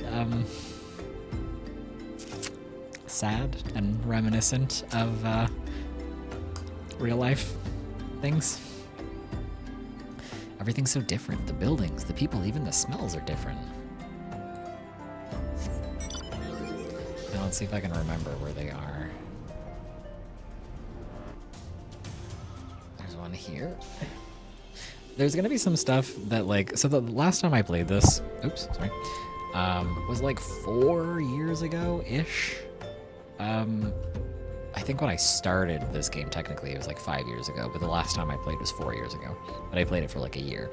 So I'm curious to see if there's parts of this story that I just, like, have a different opinion of this time around, now that I'm, like, just older and have more life experience and more knowledge of the world, and my personality is probably largely the same, but I still think I've changed a bit over the past 5 years, just through virtue of time existing. So I'm curious to see what I think about some of the quest lines in the game this time around, and some of the, like, plot points and story themes now that I'm a little bit more knowledgeable about the world. It's gonna be interesting going through some of this stuff again. Well, Dorito needs to start counting his fucking days. Real. Factual. Older, wiser. I'm an old hag these days. Hey, you're not Yozan. Who are you? I'm Koharu. Boyero, eh? Didn't know anyone else was... Wait a minute. You're one of those, stallions, aren't you? No, scions. Then you must know Lady Ugiri, right? Isn't she great? She's really good at hide-and-seek, too. Oh, right, it's almost time to go. Nice to meet you. Okay, that's one. I think there's one on a roof somewhere. Oh, there's one hiding over here. I just saw them. Are you playing? Aha, no fair. Yozan didn't say anything about adults. Huh? We get to ride a horsebird carriage? I don't know. Sounds scary. But if Yozan says it's safe, I'll go.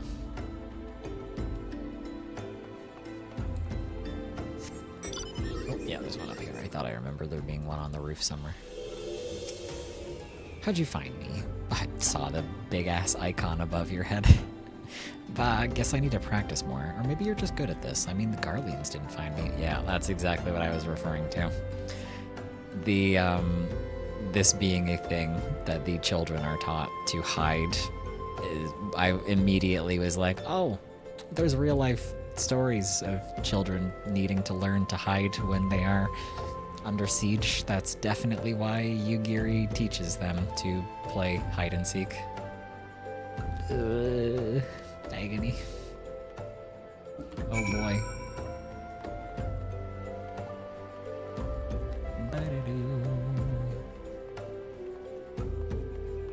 I need to unlock all of these optional dungeons that are over here. I have so many blue quests that I need to do. Wonderful. All the children are accounted. Hide and seek. Ah, I see that you're curious. It's quite simple, really. Lady Ugiri thought it best that the children know what to do in case the Garleans found us. Yeah, there it is. I should hope that those days are behind us, but I nevertheless take comfort in knowing that we are prepared.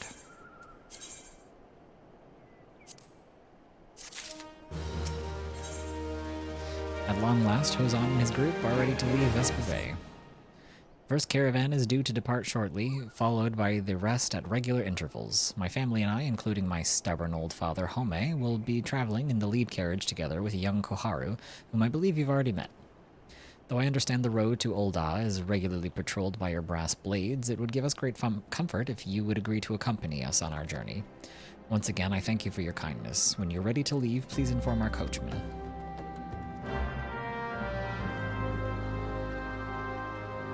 Maybe it's not this part that you have to do all the babysitting busy work. That might be a little bit later.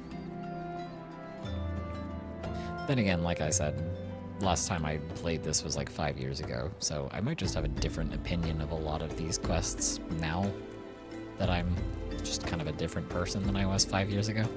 So some of the stuff that annoyed me 5 years ago might not bother me at all anymore. Or I might enjoy it this time around because I am paying more attention to some of the story than I did the first time. Because I paid attention to the story for the most part, but there was some stuff where I was sort of like glossing over. Because the first time I played this, the beginning of the game I was like playing it by myself, but then later parts in the game I was always hanging out with like FC members and stuff. I think I glazed over some of the story just to get to things faster so that I could like play with other people, so they weren't always waiting on me for things. But this time I'm gonna take my time more so than I did the first time around and really try to engage with the story and really try to read everything and make sure that I'm actually taking it all in this time. So we'll see if my opinion on certain parts of the story is different than it was the first time around. Fascinating creatures. Whence did they come? The chocobo? I don't know. God, I guess. These reports of a great beast on the road to Ul'dah are most troubling. Ah, grandfather's so lucky. These Herc horsebirds smell terrible.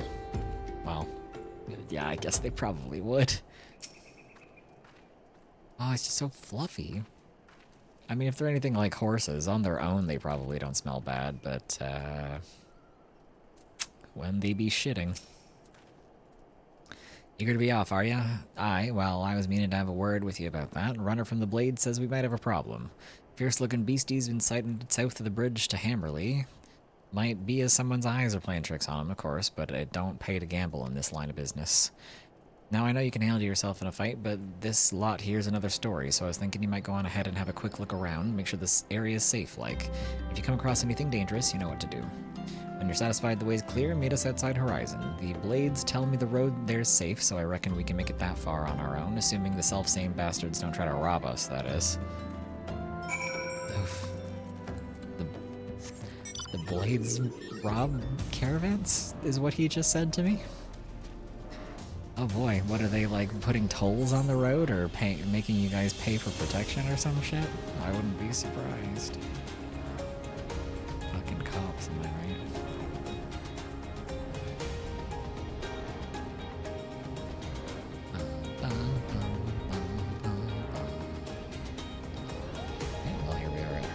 So they said they can make it this far for me. Let's see what kind of beastie we've allegedly got on the road that we have to take care of. Oh, that's a fate, that's not what I'm looking for. This is what I'm looking for. Is it like a goo-boo?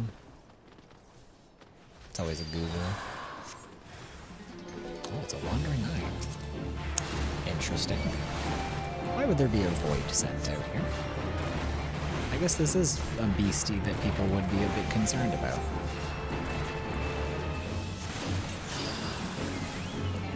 This is not exactly one that you run into every day.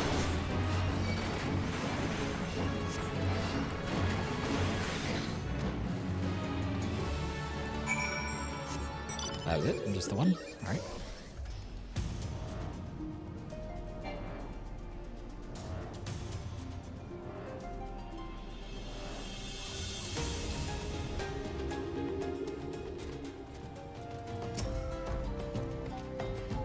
have wings, so does that mean they can fly? And does that mean we can fly if we ride one? Kind of. I think most chocobo can't fly by default. They have to like learn how or something, because it's like a big deal that you can teach yours to fly. Because most of the time they don't. They have very small wings. Which do you think would win in a race, a horse or a horse bird? That's a good question. I don't know. I would imagine they're probably around like the same speed, right? Chocobos are known for being very fast, but then again, so are horses. I don't know. What's the maximum speed of a chocobo versus the maximum speed of the average horse? How much horsepower is in a horse bird, do you think? I must say, that was a surprisingly pleasant ride. Mayhap the journey to Revenant's Toll will not be so bad after all. It pleases me to see you well. Come, let the coachman know that we can continue onward to Ul'dah. So there was a beastie. Was being the operative word, eh? Ha ha ha. Yeah, we fucking got him. No problem.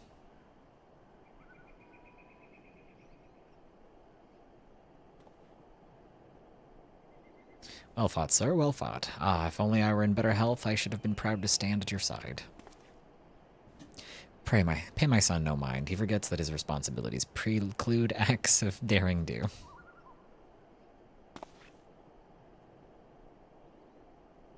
Humph, be that as it may, I cannot help but envy you. Had we been able to call upon heroes of your strength and skill in Doma, things would have been very different. But we cannot change the past. Those who fought and fell are forever lost to us. Lost, but not forgotten, Lady Yugiri's kinsmen least of all. They fought fiercest, though they knew full well it was in vain. She had every right to walk away, yet she chose to stay. Food, shelter, the promise of a better life, all this and more we owe to her. How does one even begin to repay such a debt? In kind, Father. To she who has given everything, we shall give our all. Whatever work there is to be done, we shall do without question. Ditch digging, brick laying, it matters not. Revenant Toll will grow and prosper by our hands.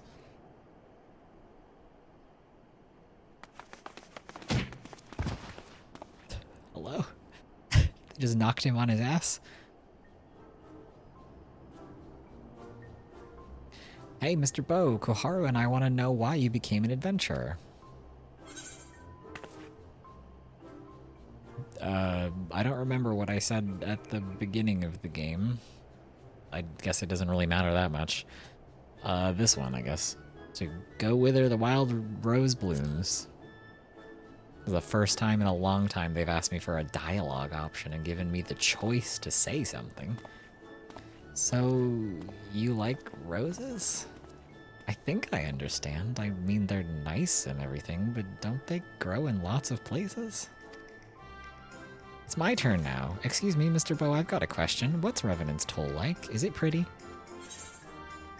It's a bustling outpost frequented by countless adventurers. It's a bastion of civilization in a harsh and unforgiving wilderness.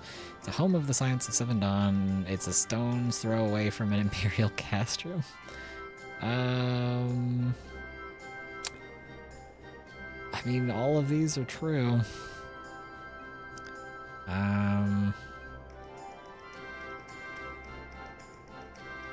We'll say this one, because this one is true. It is a pretty bustling outpost. There is always adventures there, and it is rapidly growing, so sure.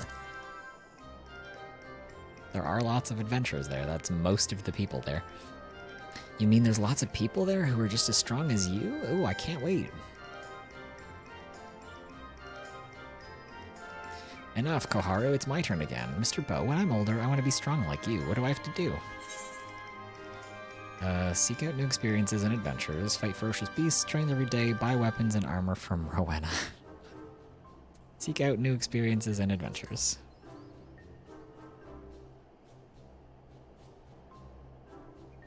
Of course, to be a better adventurer, you need to go adventuring. Alright, that's enough questions for Mr. Bo.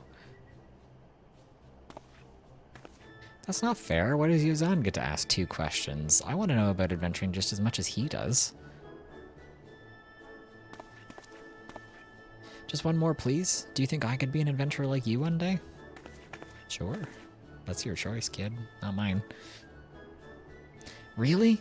Then I will. Thanks for the advice, Mr. Bow. I won't forget it. I'm gonna be an adventurer too. When we get to Revenant's Toll, let's make an adventurers guild for Domans. Protect our friends and punish the wicked just like Mr. Bow and Lady Yugiri. Yeah, just like Mr. Bow and Lady Yugiri. We can talk more about it in the carriage on the way. Will you be joining us? Sure.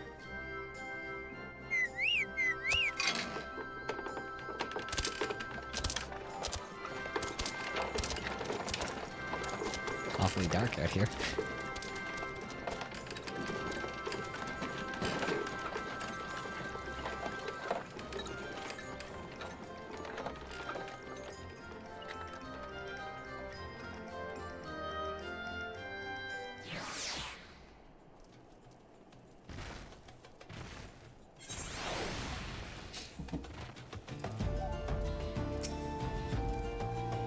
Mind letting Master Alfino know we're here. I need to stay with the birds.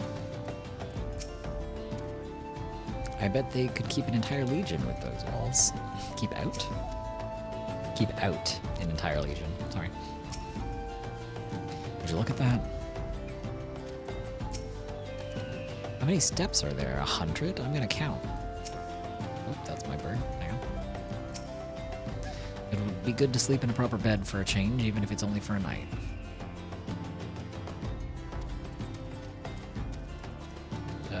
Speak with Alfino at the quicksand, okay.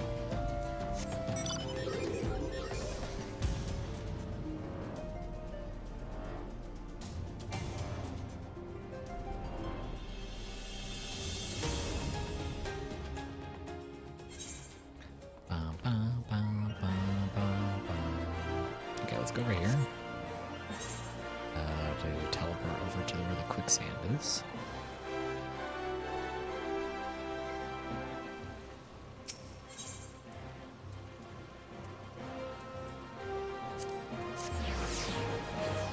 I don't spend a lot of time in Ul'dah. Probably evident by the fact that I never know which thing to click on to teleport anywhere.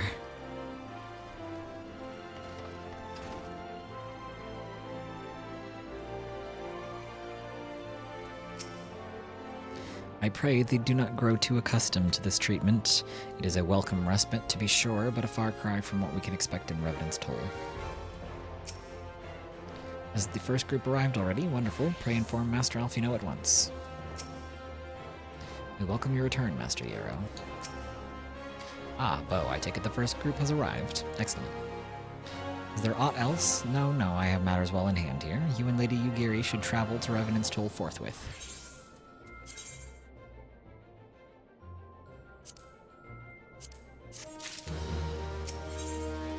Alfino would have you and Yugiri depart for Revenant's Toll without delay. It is past time Lady Yugiri met with the guild representatives in Revenant's Toll.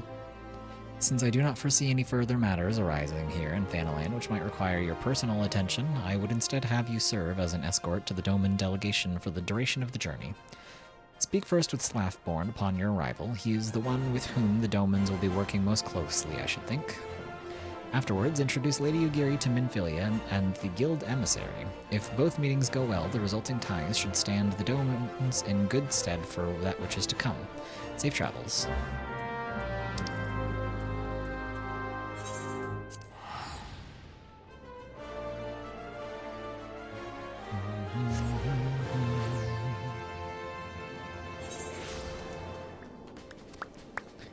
Yo, Slaffborn.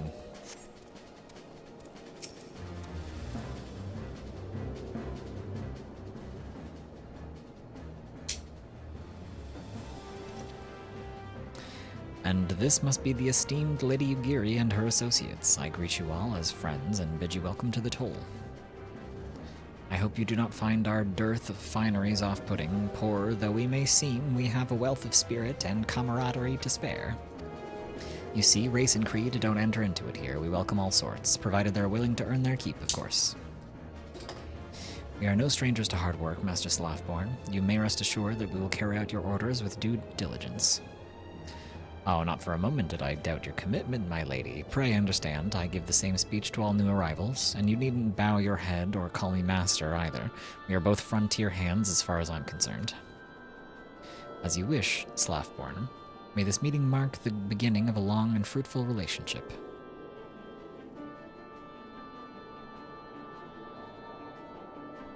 Our guests have yet to meet the antecedent. Seven hells, Bo. Why are you wasting your time with me? See them to the rising stones.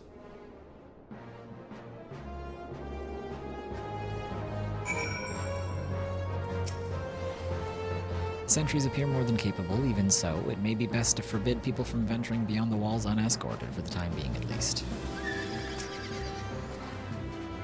At long last, we have an opportunity to prove our worth. You shan't regret this, sir. Revenant's Toll is decently large for the most part, but they said they have over 200 people just on the first ship. Is there enough room for over 200 people here? Revenant's Toll is going to need to expand really fast. To whom much is given, much is expected. Forgive me, I require a moment to compose my thoughts before meeting your leader. We shall join you at the Rising Stone soon.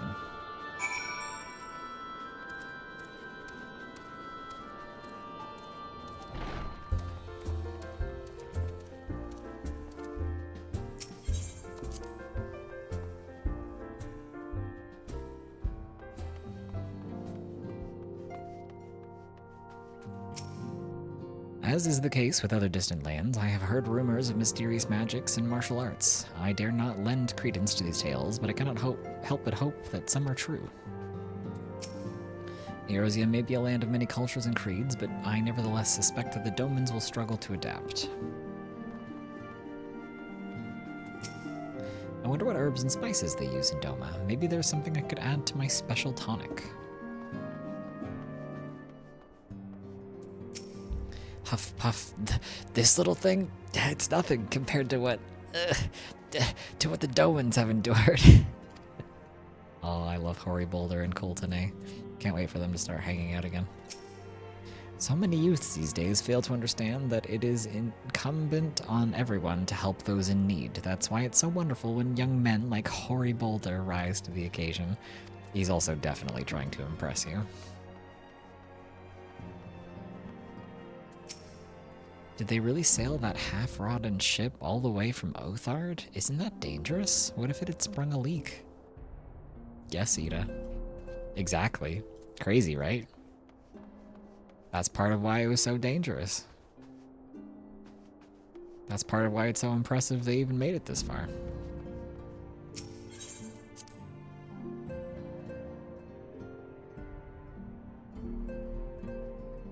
It already expanded, technically? 13 years ago, during the 2.0 patches, they added bits and pieces to Revenant's Toll. Every patch up to what it is nowadays. Not a thing that can be experienced anymore, though, but a fun bit of trivia nonetheless. Oh, really? Cool. That's interesting. So did it used to look different than it does now? I just meant if you're actually looking around, it's like, this place is awful small for, 200 people, but I guess, in lore-wise, technically, there's, more to it, I guess, question mark. Also, hello, welcome in, Alina. How are you doing today? Thank you for dropping by. Howdy, howdy, welcome in. 'Tis no use. Our attempts to reach the students of Baldessian continue to meet with failure. Urianger has explored other avenues of inquiry, but they too have yielded naught. We will persevere, of course, yet within our hearts the truth is clear. We are but awaiting confirmation of that which we already know. How fare the Domans? I'm given to understand you were kept quite busy in Vesper Bay. Mayhap you questioned the wisdom of aiding refugees when the primal threat remains unresolved. Nope. Didn't question that at any point. I think aiding refugees is a good thing, Minfilia. I should not blame you if you did, nor would I deny that this matter falls outside our normal purview. Be that as it may, I could not ignore the plight of these refugees, not when it was within our power to help them. Lady Yugiri is here. Please show her in. Should very much like to meet her.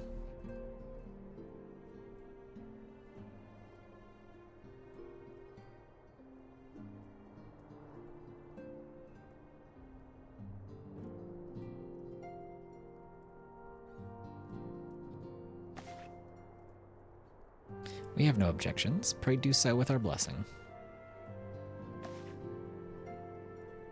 Your answer pleases me beyond words, my lady, but are you quite certain? We have no way of knowing how many might answer my summons.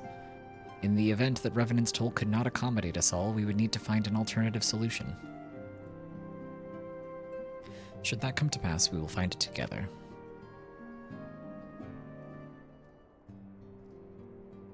I believe my memory is hazy at best, it being 13 years ago and all, but if I recall, the whole inside part didn't exist early on, so the whole upstairs and back area where Rowena is now wasn't there. Oh, cool. Okay, so it's like, they've done similar stuff in other parts of the game where they sort of have, like, the community itself participate in, like, the expansion of different areas. It was something that they did with Foundation in Ishgard before Endwalker came out. Like, they actually had everybody go to Foundation and participate in the building of the housing district that's there now. That's kind of cool that they've done that sort of thing multiple times to sort of expand in areas and kind of tie it into the story and let it actually be something that the players participate in. That's neat. I like that they do that.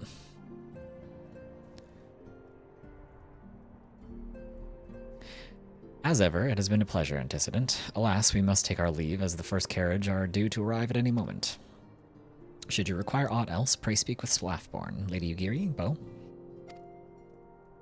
Yeah, Ishgard Restoration, though Ishgard was more player-driven, to be fair. Oh, okay. Was the Revenant's Toll one kind of just like a thing that happened passively without much player involvement?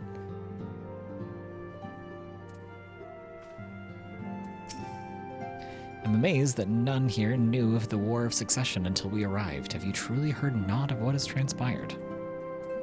It happened through the patches. Oh, okay, I see. That's still cool, though. I still like that.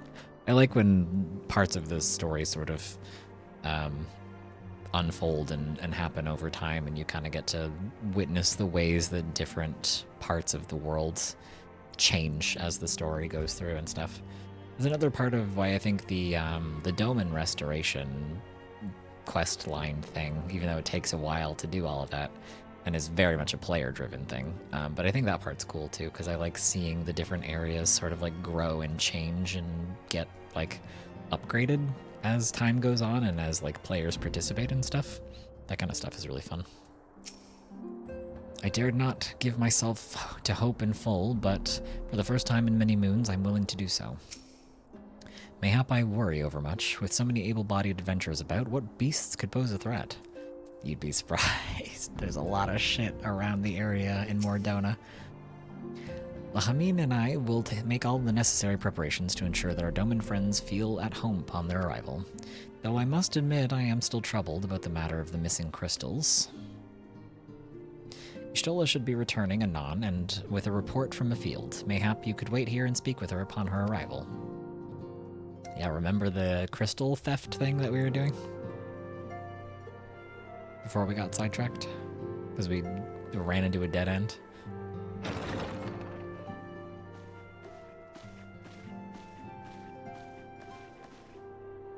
How goes the fishing? Caught anything slippery? We got voice acting again? It's so random and sparse. Our suspicions were well founded. The Serpent Reavers are indeed the culprits. The plot thickens. Has there been any movement in Thanalan? It has been blessedly quiet, which is to say the Amalja are being no more or less of a nuisance than usual, summoning Ifrit with such crystals as they have hoarded. Urianger, too, reports not out of the ordinary. Then we have our explanation. Your explanation for what, pray tell? For the recent spate of crystal thefts in Thanalan, we naturally assumed that the trail would lead us back to the Amalja. Yet it did not. It led us across the sea unto Vilbrand. Vilbrand? There have been reports of increased Sahagin activity of late. Oh gods, they mean to summon Leviathan? What? That's crazy. That is the way of it, I fear. Whilst conducting our investigation on behalf of the mineral concern, we came upon evidence implicating the Serpent Reavers. With the aid of the Maelstrom, I was able to verify our suspicions. 'Tis only a matter of time before Leviathan returns to harrow the seas. What? But there is more. One of the Sahagin, an elder by my judgment, spoke of attaining the gift and knowledge of eternity. Ugh. Hello. Uh-oh. Hang on, I gotta hallucinate real quick. Give me a second.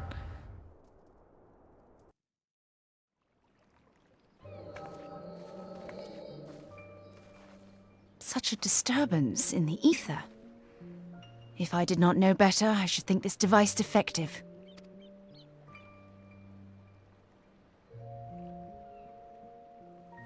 And there is the explanation.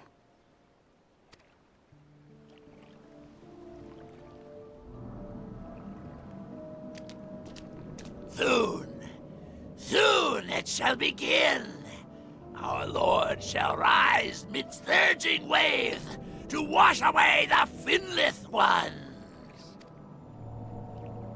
And I shall be granted the gift and knowledge of eternity, and with the emissary stand equal. Then shall I know no cessation, no oblivion. Emissary, you say? What kind of emissary?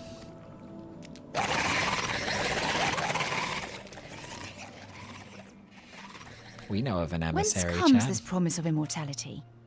The emissary? We have outstayed our welcome.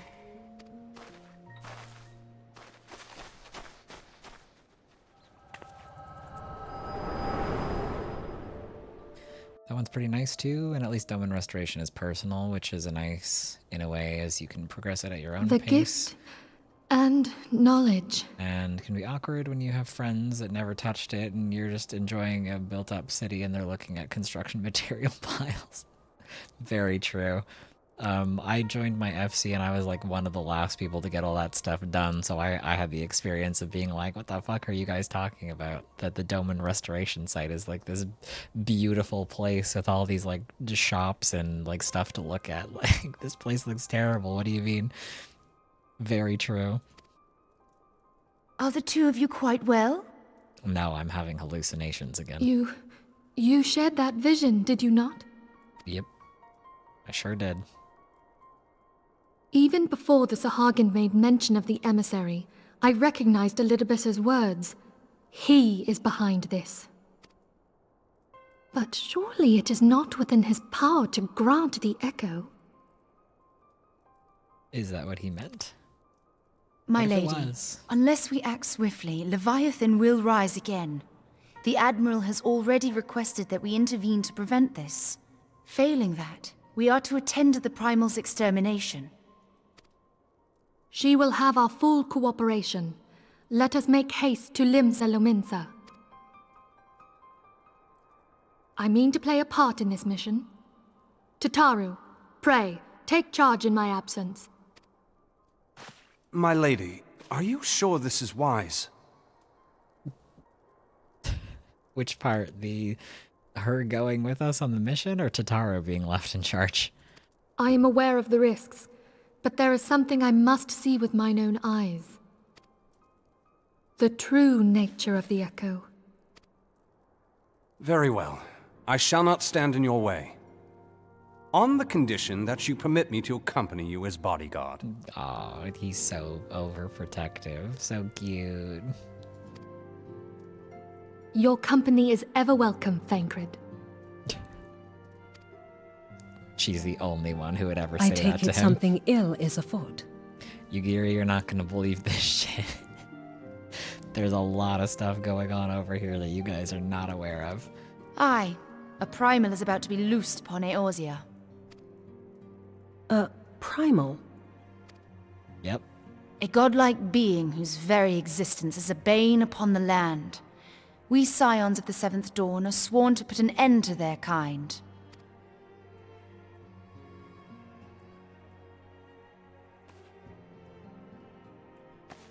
I see. Know then that I am learned in the arts of war. In return for the kindness you have shown my people, I would lend you my blade. Well, you can't come with us, or you will get tempered. Sorry. It would be most welcome. When contending with a primal, one can never have As too far many as like able the actual allies. fight with Leviathan, I guess you can come with us up until we get to the point of fighting Leviathan. I forgot there's other stuff she can help us fight that isn't the god itself. If you crave a more intimate understanding of the problems facing Eorzea, this experience is like to provide it.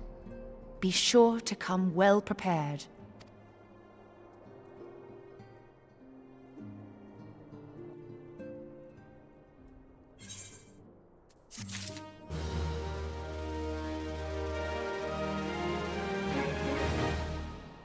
Bum. Okay, chat. I need to BRB. I need to go use the restroom and get some more water and get a snack while I am up. So, oops. Oh my god, I'm knocking stuff over.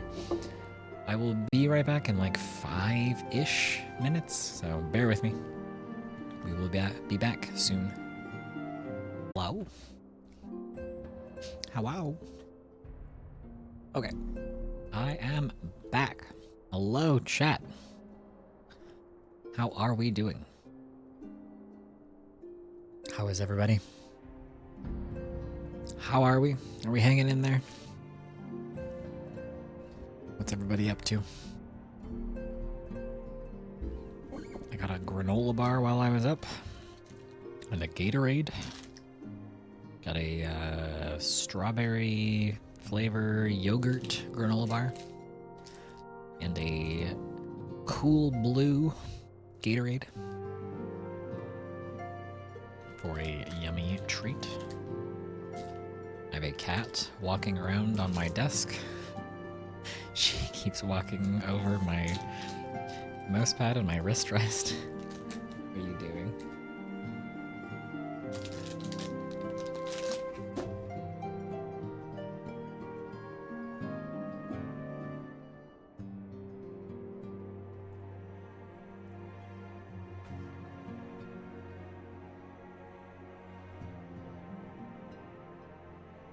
Okay.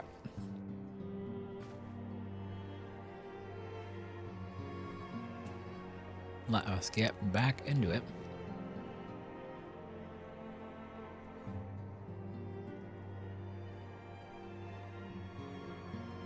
Did I pee while I was up?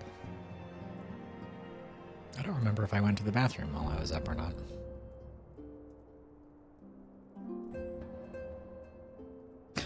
I can't remember. What the heck? Alright, whatever. We'll just continue on. If I have to go pee again, well, whoops. Minfilia wishes to share some final words on the coming mission prior to departing for Limsa Limitsa. Plainly, should the worst come to pass and Leviathan is summoned, our only recourse will be to face him in battle. Given past experience, you may very well think that eventuality inevitable. Yet so long as there is even a chance that the Primal's return might be prevented, we must needs bend all our efforts towards achieving that goal. Before we do aught else, let us hasten to Limsa Limitsa and meet with the Admiral. She will not have been idle in the intervening time, and will doubtless have valuable information to share. We'll see.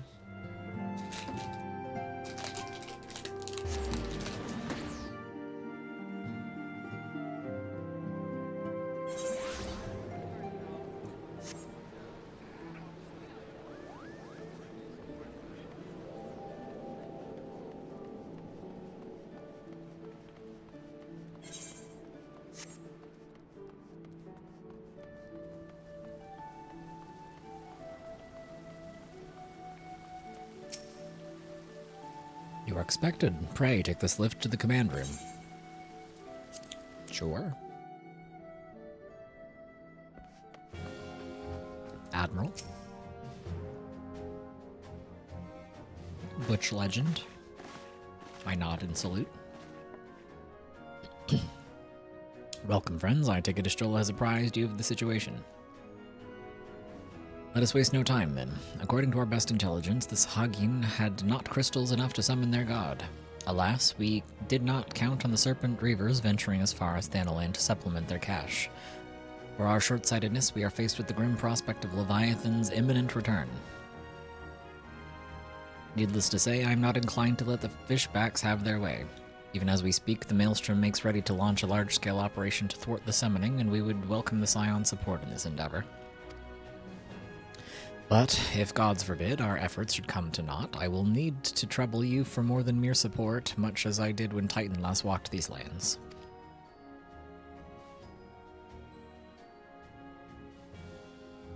Lady Minfilia, I'm given to understand that you mean to accompany our soldiers to the front lines. I can only assume that you have sound reasons for doing so. I do, Admiral, but I would rather not be drawn on their nature. I will only say that there is something I would see with mine own eyes. Is that so? Well, I am not so stubborn as to deny the wish of those whose aid I require, but precautions must be taken. I shall require that you remain by my side at all times. With that settled, let us speak of the operation. Wow. Butch Legend has to go and protect our femme lady leader. Oh, I'm sure. Bo, Maelstrom scouts are currently reconnoitering Sahagian movements within the Sapsa spawning grounds. Upon completing their mission, they will return to the operations staging point at Camp Skull Valley. I want you to make your way there forthwith that you might be apprised of the latest intelligence. Commander Falk Brita has charge of the garrison. You got it, boss. There may not be a better chance to learn of the true nature of the Echo. I cannot well allow the opportunity to pass me by. In case I wasn't clear, time is short, Bo. Make haste to Camp Skull Valley and request the latest intelligence from Commander Falk Brita. She is blunt and to the point, I'll give her that.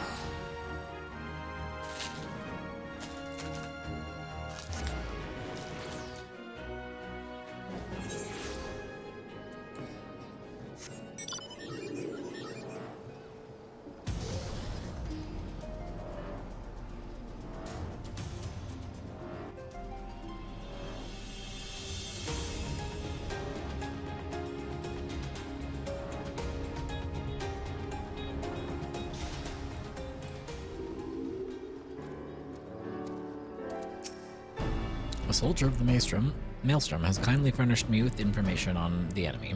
Armed with this knowledge, I promise you that my presence will count for something. Of late, this area has played host to many bloody skirmish between Laminsan and Sahagan forces. True. I've been expecting you, Scion of the Seventh Dawn. On behalf of the men and women here, I thank you for your cooperation. The safety of our citizens is paramount. With your aid, we will prevent Leviathan's return. Sorry, needed to move my microphone.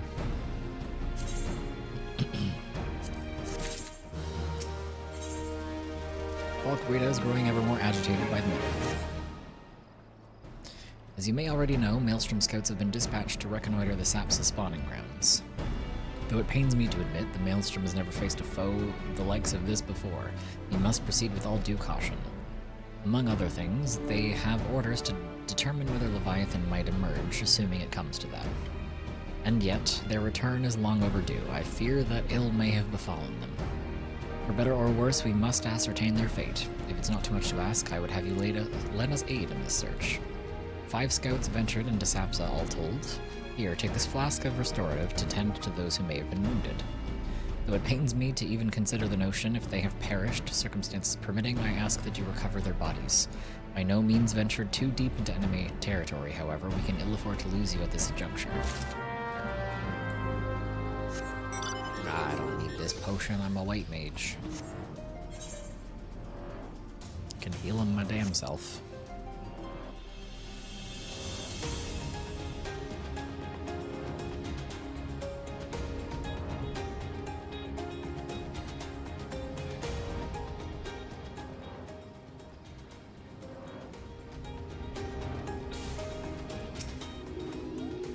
Help somebody of all the times to forget the restorative erg.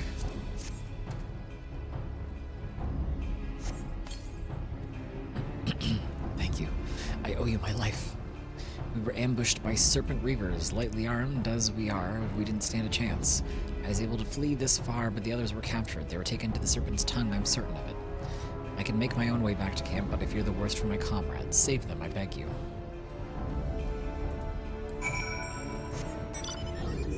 Well, chat, it seems like things are not going particularly well here.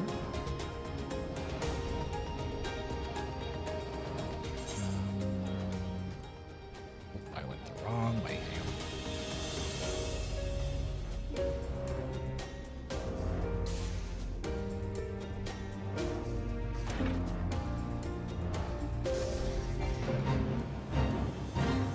Love the convenience of just flying over everything these days. Soldier's corpse. Oh my god. Chat, you're not gonna believe this. They didn't make it.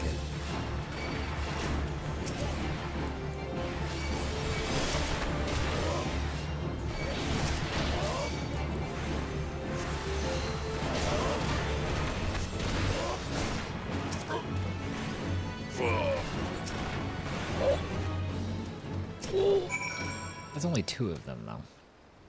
We're still missing 2 other guys.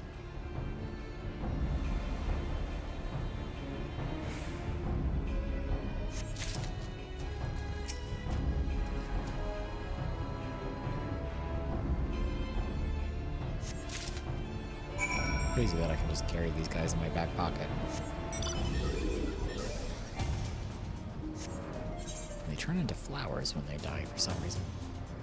As soon as they hit my inventory, they get small and weightless and turn into a little flower. That is so mysterious.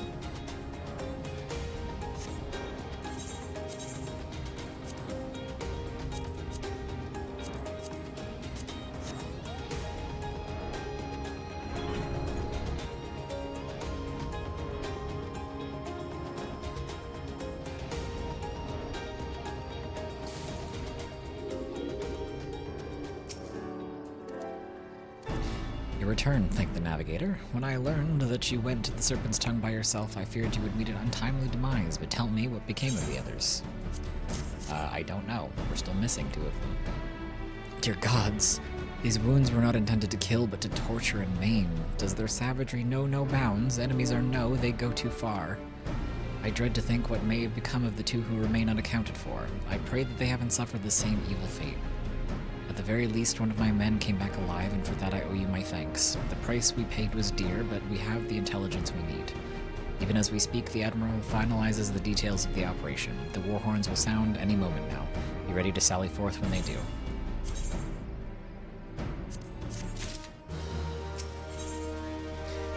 Alcarita awaits the commencement of the operation with barely concealed rage.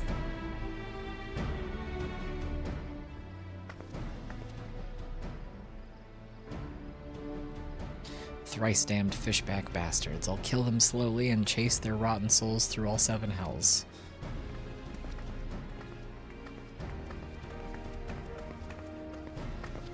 I wonder if the animosity towards the beast tribes and everybody else may be contributing to the overall strife and terror that happens in the region. I wonder if it says something that they have, like, made-up slurs for all of the beast tribes. I wonder if it says something that they are referred to as the beast tribes. Peace, Commander. We are here for a purpose, and vengeance is not it. I want your mind on the task at hand, savvy? My apologies, Admiral. You can count on me to keep a clear head. Good. According to our sole surviving scout, the Sahagin and their thralls have already begun to amass the Aetherite in the depths of Sapsa. We are to act. It must be now. The men are ready. We but await your orders, Admiral. As predicted, the Sahagin have tightened security in and around the spawning grounds. A frontal assault is like to be met with fierce resistance. Ah, but we are not so artless as that, Commander. We shall divide our forces and strike them hard and fast at key locations. Remember, our ultimate objective is to take the Sapsa Aetherite and eliminate the Sahagin priest presiding over the summoning. We are not here to kill them all.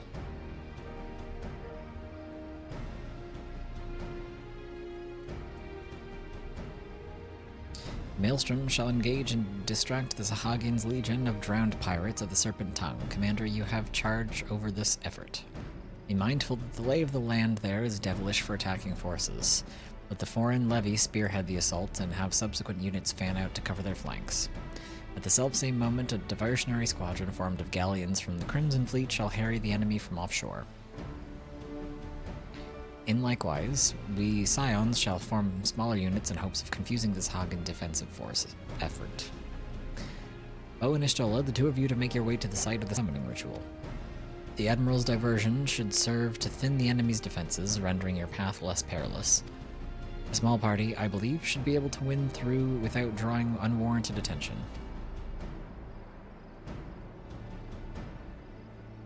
Thancred and Yugiri, your mission is to lure as many Sahagin as possible out of the spawning grounds. Having done so, take to your heels and circle around to join the infiltration unit of Ishtola and Bo. When all has been set in motion, I shall cut a path to the Aetherite accompanied by Lady Minfilia as we agreed. Well, don't let me keep you, friends, to battle. Does Minfilia ever do anything of consequence, though? I will not hear Minfilia slander in my chat. Be gone. She does, actually. Her entire job is she's the coordinator of the entire operation. She is the one constantly keeping the entire party together and constantly coordinating with all of their allies and telling everyone what their job is. So, yes. Nah, she's great and such. Very authentic feeling comment. I think she gets a lot of unwarranted hate, quite frankly. My humble opinion is that she could be written better, and they could have given her more to do, but ARR writing was not great with the way that it wrote some of the lady characters, and kind of like off-screens them a lot. And that problem sort of continues on to Heavensward and Stormblood to an extent as well. I think Minfilia's problem is genuinely more her writing is a little bit not great sometimes, and they didn't really like give her enough on-screen stuff to do, so it makes her seem like she doesn't do anything, and it's very easy to forget how important her role as the leader of the Scions really is. And then later on in the story, they also kind of like really kind of shafted her and didn't really give her much like on-screen time action as well, so like it really contributes to this overall idea that everybody in the fandom has, that she like doesn't do anything, and it's not true. It's just like a lot of the stuff that she does, you just don't see it because she's doing all the behind the scenes work. She gets overhated and painted as someone who does nothing, and yet if there was never anyone keeping everyone together, the story wouldn't have been anything. Yeah, exactly. Like, she is the leader of the group, not just in name, she is the one who's actually, like, coordinating everybody. If she wasn't there to coordinate all of the Scions and coordinate the, like, leaders of all of the nations and tell everybody what needs to be done and where their efforts would best be placed and, like, keeping the entire group together as far as, like, morale goes, the Scions would have never made it that far. They needed somebody in that position, and she was the best person for the job. But, unfortunately, because the job that she does is largely coordination and behind-the-scenes work, people are like, she doesn't do anything. But that's just not true. I'm a Minfilia defender, and I always have been. Anyway, outside of that, hello, Rosen Fiert? Am I saying that correctly? Welcome in. How are you doing today? When last did we fight side by side, Bo? Too long ago, I warrant, but come, let us away. When is the last time we fought alongside Ishtola? I didn't start at Limsa, so she wasn't like my tutorial character. So, when's the last time we hung out with Ishtola? Been a while. Was it the Gaius is the sole morally justifiable guy? Gaius is a complicated character, and I have mixed opinions on him. Largely because I think they I think he's interesting, and he's a really cool, like, gray morality kind of character. Some of his stuff is justifiable, and some of his stuff isn't. But some of his stuff you have to, like, kind of keep into context of, like, the Empire and what that does to people, and him trying to be a better version of what the Empire stands for, while still also contributing to, like, the violence and subjugation that the Empire does to people. So he's very interesting. I really like him as a character, but he's very flawed in a lot of his, like, reasoning, because he's so, like, biased and so, like, I have to be the one to do everything, and that means forcing people to bend under my will so that I can protect everyone. So the way that he handles things is not always ideal, but some of his views are also pretty justifiable and make sense given the state of the world and how much the primals genuinely are killing people and bleeding the land dry of all of its magical life force and whatnot. So, you know, it's a lot. It's a complicated thing. And I think they also added some, like, weird stuff into his character writing, like, way later in the game that I just think didn't really serve much of a purpose. Kind of just made him look weird. if you know, you know, kind of thing. Allowing the Eorzean Alliance to go about their summoning is no solution now. Oh, for sure. Them sort of just, like, constantly being in a stalemate with the Beast Tribes and never doing anything to improve their relationship with the Beast Tribes, while also, like, never really gaining the upper hand in combat with them wasn't helping anything.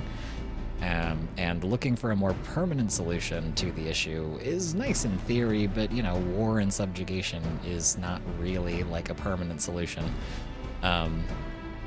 Trying harder to actually, like, have less violence on the Beast Tribes would have maybe helped more. This is something that Ashtola brings up a couple times, where she's like, yeah, but you guys are, like, always breaking your treaties with them and treating them really badly, and the more you do violence unto them, the more they feel like they have to summon their primals to save them, and then more of them get tempered, and it just becomes an unending cycle because nobody tries to do anything different. So, it's a whole thing. We've done all the XPECs. I have done all the way up to Shadowbringers and some of the post-Shadowbringers stuff. But I stopped playing the game before Endwalker came out, so I think I have only played up to, like, half of post-Shadowbringers, I think. So I know, like, a decent amount of the game, but it's been 4 years since the last time I played the game. So my memory of some parts of the story are a little cloudy. But I remember a lot of, like, key points of things. But if it's anything that has to do with, like, Dawntrail or Endwalker, I don't know anything about those. I only have, like, very vague ideas of what happens in this. And it's, like, just stuff from the trailers and some stuff I overheard, like, 4 years ago. Yeah, like, the Garlean Empire makes a good point, but they force a certain reaction. Yeah, pretty much. Like, it's not the want to get rid of primals because of the danger they pose is a good thing, but war and violence and forceful subjugation and the oppression of people will just fan the flames. It will not, like, solve the problem. So forcing that through violent means wouldn't have helped as much as they would have liked it to, and we see evidence of this with like the Alamegan crisis and the crisis in Doma, and basically everything the Garlean Empire does. Every time they, like, forcibly subjugate an entire group of people, there's very bad consequences that follow. They repeatedly make this mistake over and over and over again, and they just continue constantly to create more strife in the world and more resentment towards the Empire that makes people, like, fight back against them. It's a lot. And the Empire being made up of so many different groups of people, many of which who were subjugated forcefully, makes the Empire also not exactly a united front in any capacity either. which is also a whole complicated thing as well. Alamigo's anthem is rad though. True. Very true.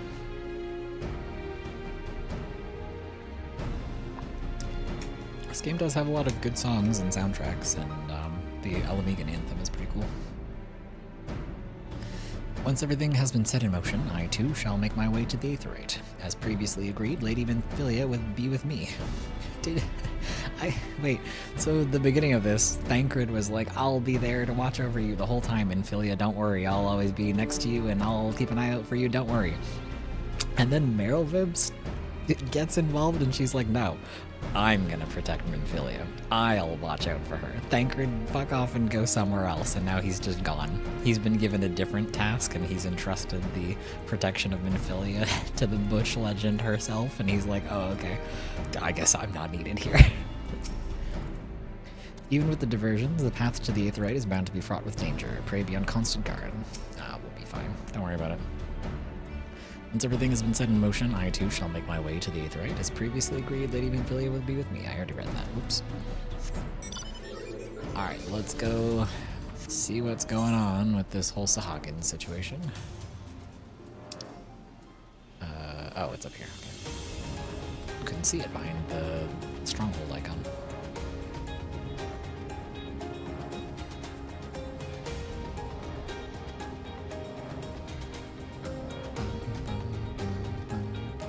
Hey, at least this time we're actually seeing like a new primal that we haven't seen so far. It's not just the same 3 again, for the 5th time or whatever. Sahagin have been alerted to your presence. True. They have indeed. I'm shocked this guy standing right next to me hasn't noticed me yet. Kind of surprising.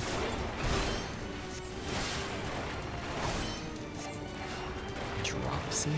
Sustaining water damage. I guess.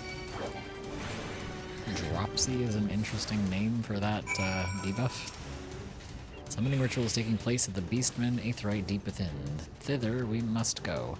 Obstructing our way is a multitude of checkpoints. It would be well advised to dispatch as many enemies as possible along the way that we might avoid later interference. Let us take separate routes and merge before the Aetheryte, the better to confuse the enemy sentinels. Makes sense.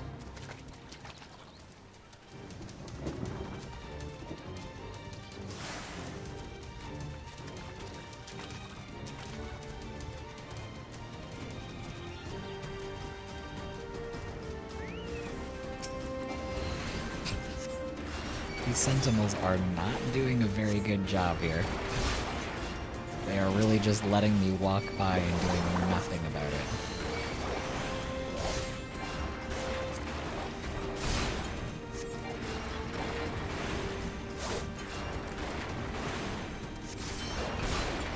Bro sees me walking up and goes, "Oh man, I'm on break. I don't know, that's not really my problem right now." None of that is my concern.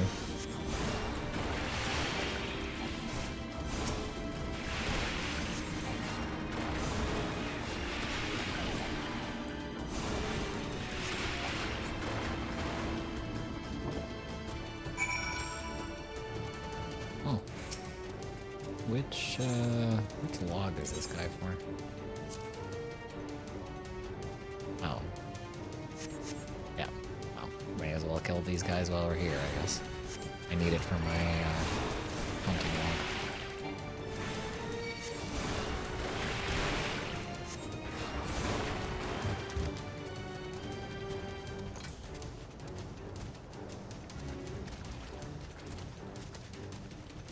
Oh, there's one guy over here. Ah!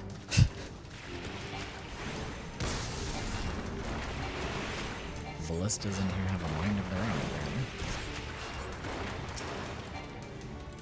None of the other guys in here give a shit that I'm here. Which is kind of surprising, because I'm not. Well, I guess I am. Yeah, I am 11 levels higher than them. I think that's like the threshold that they stop paying attention to you at.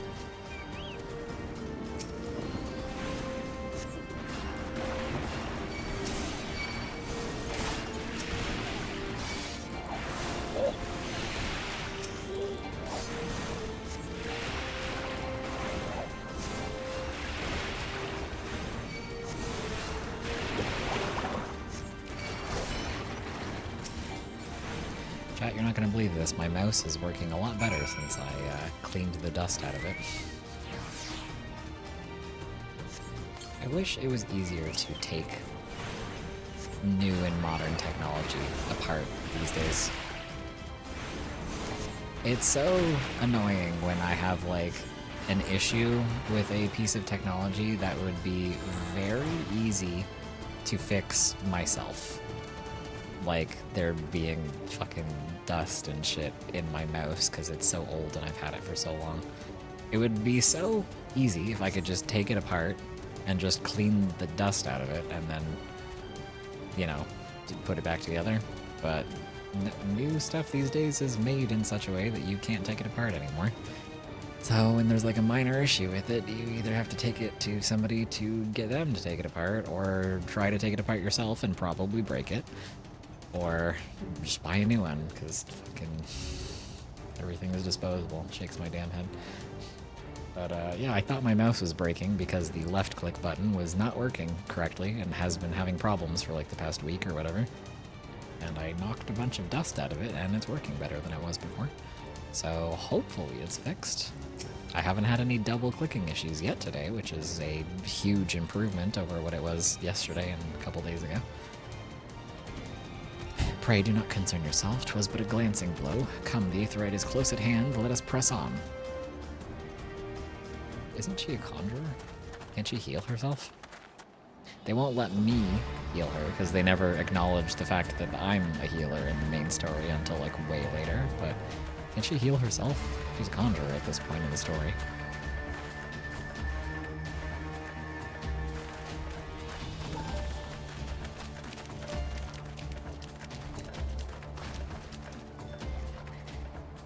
That's a lot of boys. Damn them. They have made thralls of soldiers and civilians both. Oh my god, we're all of a sudden getting so many voice acted cutscenes. It's been so long since we had voice acting this regularly. Oh shit, look out! Show off. Did I miss much? Oh my god. Damn, he's good.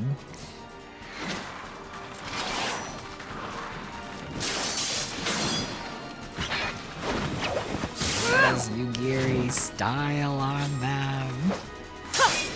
Swag. Show them your ninja swag.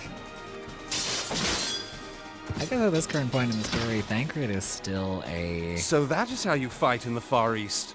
Mental note, pick no quarrel with Domans. I think he's still a rogue, technically speaking. And Yugiri was the introduction to ninja as a class, I guess? I don't know when ninja was released, but it might have been around this time. But seriously, if I am to keep up, I must needs forsake elegance for efficiency. Quit showing off and talking and just fight, Thancred.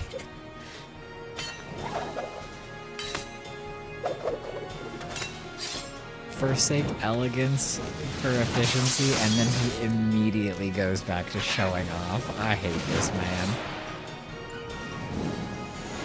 So annoying. Oh, okay, that was pretty cool. Huh? Why did she at him like that? That was crazy. That was such an interested what the fuck? I don't have a straight pride flag, but we'll do this one, because girl, what was that? Hello?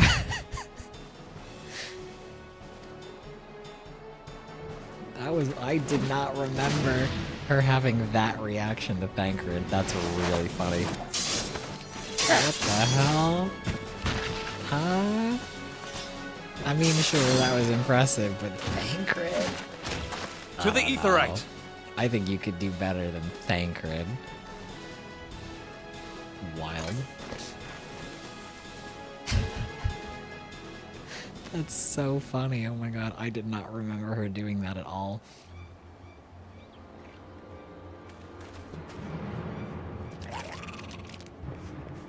Oh, this is a voiced cutscene. I can eat the rest of my granola bar. Hell yeah. Oh.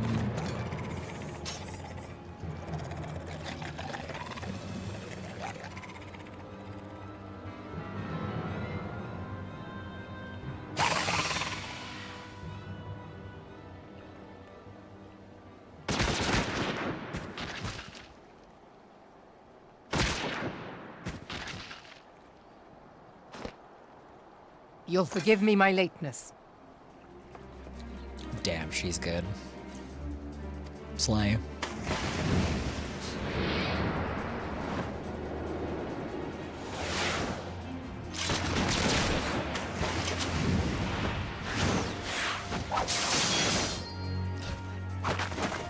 All everyone here is a show off. She kind of wanted that cookie. That is crazy. She really did. I've been something of a liability of late, I know. 'Tis high time I set about making amends. Oh my god. He never lets that shit go. He carries this burden with him for the rest of his fucking life. I hate this man. Yugiri really saw him do a cool flip and was like, I need him. Whatever it takes.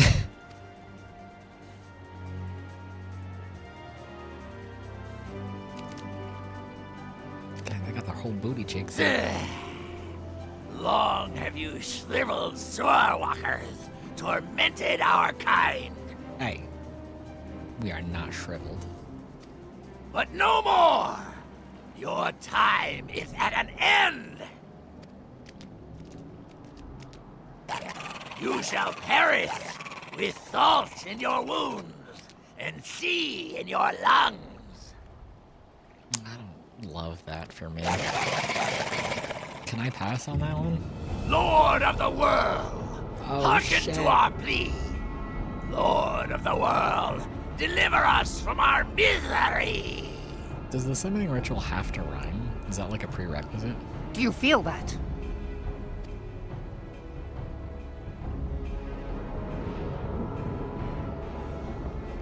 Does it not work if it doesn't rhyme? Oh, hang on. I'm having a hallucination. I know this sensation. Or not? It's the echo. Are we hallucinating? What? No. What?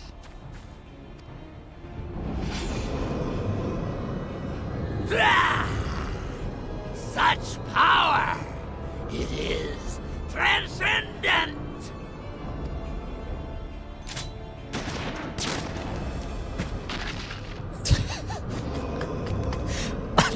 Huh? It was that easy. Just fucking shoot the guy and it's over. Why didn't you do that sooner?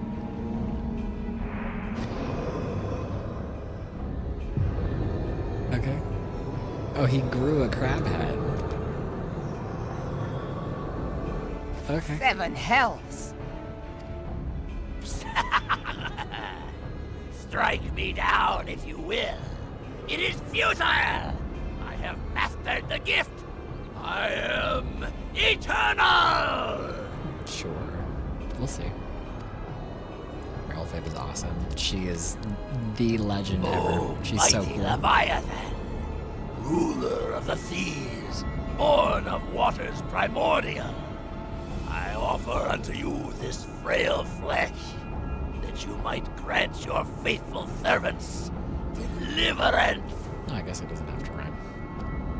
I beseech you, come forth! Hey guys, should we just be standing there watching this right now, or should we be intervening? Or maybe everyone who doesn't have the echo should be getting the fuck out of Dodge, so as not to get tempered. We're being a bit Die, passive damn here. you! There we go.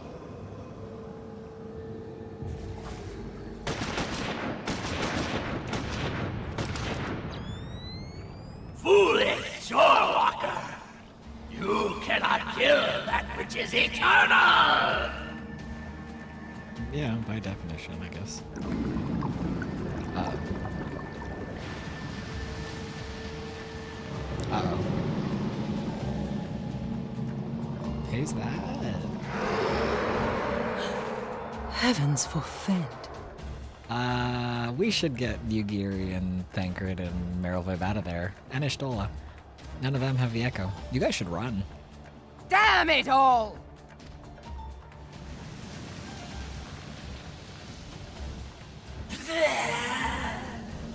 My being ebbs away. But it should by right be infinite. Yeah? And who told you that? Am I not immortal? Curse you, emissary! You promised me everlasting.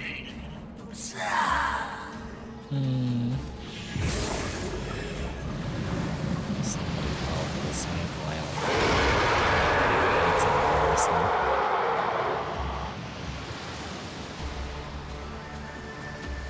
Oh, okay. Bye, Leviathan. Where did he go?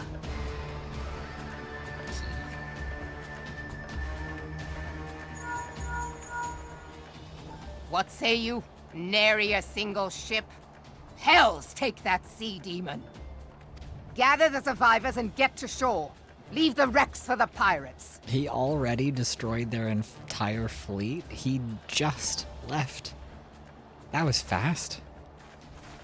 What the fuck? Leviathan wastes no time. Yeah. The diversionary Fucking squadron say is that lost. again. Holy. For a mercy, 'twould seem the Primal now makes for open sea.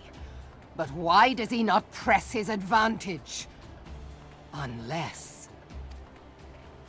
God save us. He means to unleash a tidal wave. That does kind of seem like the Lord of the Worlds MO, huh? Big Sea Dragon probably would want to unleash a tidal wave on us, huh? Predictable. Though the mission ended in failure, I take solace in the fact that Minsphilia is unharmed. Small victories where you can take them at this point, Pankard. Had only we arrived but a moment earlier, but there's no time to brood over what might have been. Leviathan has returned, and we must needs find a way to deal with him. The gods of this realm are vengeful beings. 'Tis a little wonder the Garleans fear their kind so. Yeah. True. They would be less vengeful if their people weren't constantly being murdered, though.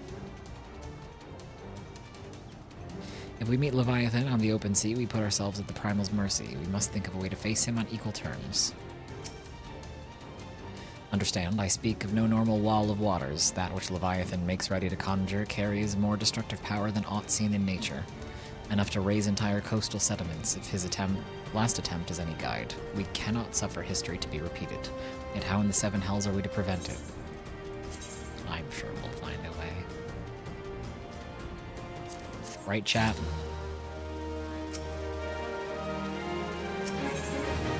Well, Vib is brooding over Leviathan's return.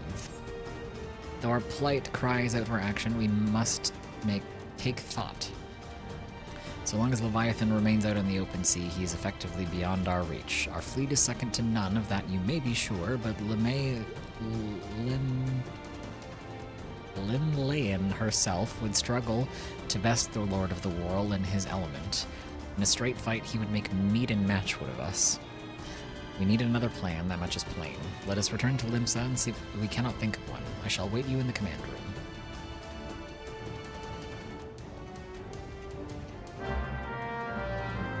We always find a way. Exactly. There's nothing we can't do together, chap. Believe in the power of friendship and unity and love and all that.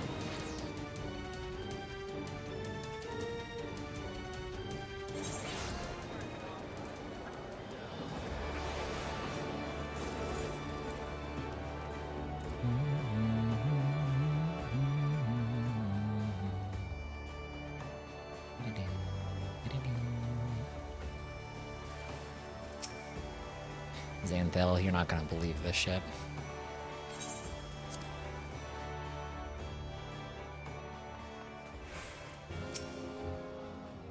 The Hagian elder claimed to have become eternal, yet he was summarily consumed by Leviathan. What might this imply? Being the observant adventurer that you are, you will doubtless have noticed my dagger work back at Sapsa. You know me, Bo. I like to dabble in a bit of this and a bit of that. Bro needed to make sure that I saw how cool he was in that fight. Vitally necessary for him to survive through the day. that I personally was watching how cool his flips were. He needs the attention, or he'll die. When I saw Leviathan rise from the depths, I cannot well describe what I felt. No words could prepare one for such a sight. To confront the Lord of the Whirl in his watery domain is far from ideal, yet he is not like to come to us. Would that he lacked the means to strike us from afar. Well, did you think his flips were cool or what? Oh, yeah, they were cool. Fine. His flips were kinda sick. I'll give him that. There used to be a hamlet beyond South Tidegate in western La Noscia. Hearthstone it was called. Oh, I've been saying it wrong. Some years prior to the Maelstrom's founding, Unless the voice actors are Leviathan saying it wrong, rose which honestly, from the briny depths and set about unleashing watery hell upon us. On that occasion, the Company of Heroes put him down before he could do too much damage. Damn, the Company of Heroes got around. But when the bastard came next, this time in the wake of the calamity, we were not so fortunate. Weary of ravaging our shoreline, he summoned a tidal wave which fair leveled Hearthstone and washed the soil away for good measure. The area was subsequently occupied by the Sahagin. Aye, the thrice-damned creatures transformed it into a spawning ground for their brood. Given the quantity of crystals stolen to feed him and his legion of thralls, we can be fairly sure that Leviathan is stronger now than in his previous incarnations. If that sea demon is left to wreak havoc, what befell Hearthstone may well befall a larger settlement, even Limsa. Not Limsa. That cannot happen. The Primal must be stopped. That was ever our objective, Admiral. But how are we to achieve it? Thancred chiming in with the, yeah, no shit. But how, though? The sea is Leviathan's uncontested domain. The ships of the 3rd Squadron could not close to within 100 yards of the Primal, nor could their cannons pierce his defenses. I have read the reports, Master Thancred. Our warships may as well have been bloody pleasure barges for all the good they did. 7 hells! 7 Is there no way that we might strike back? Me? The Company of Heroes defeated Leviathan, having first lured him into an inlet, but we must needs contend with him upon the open sea. It will avail us little to consult past experience.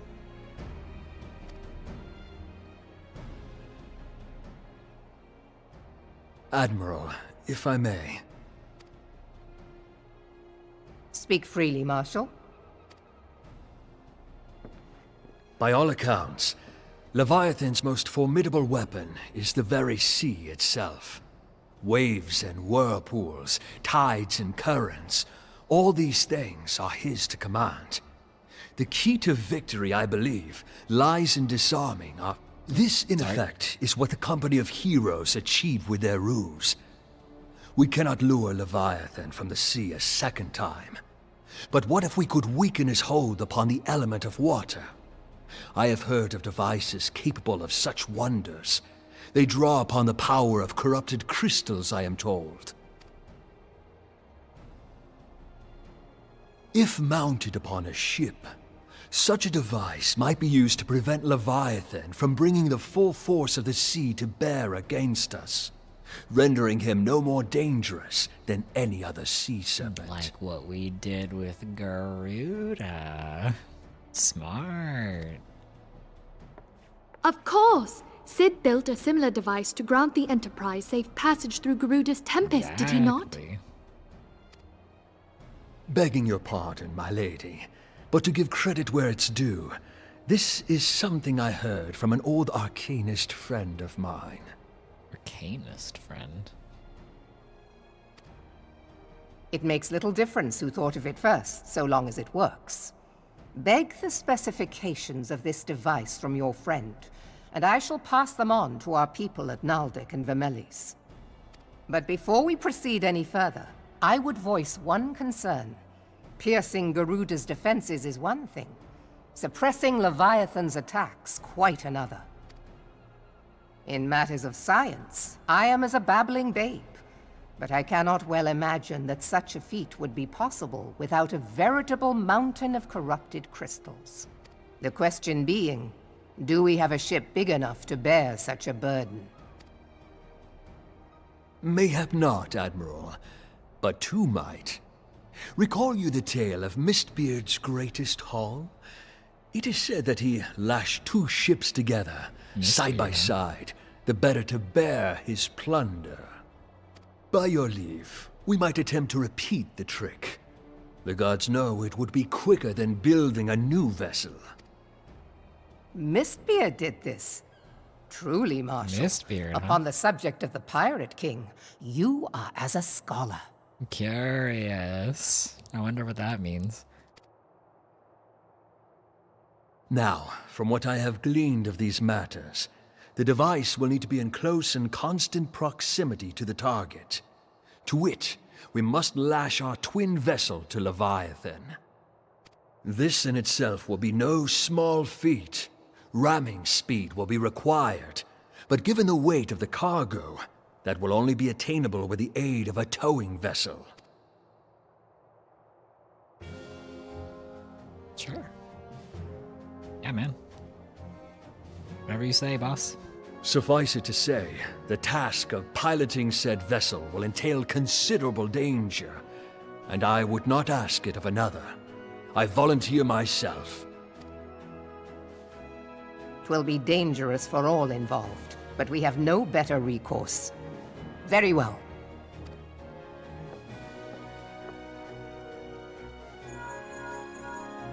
Commodore, assemble the remnants of the fleet at Morabie Bay.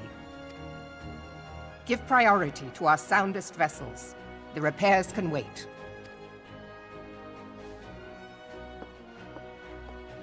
Storm Marshal Slafirson, command of the operation is yours. I want that twin vessel ready to sail post-haste. At once, Admiral.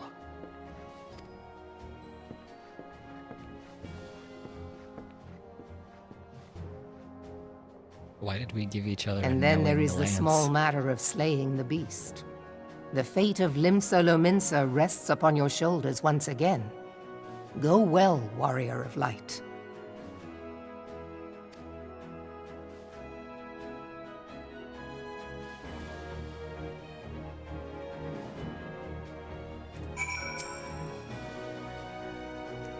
I saw this already.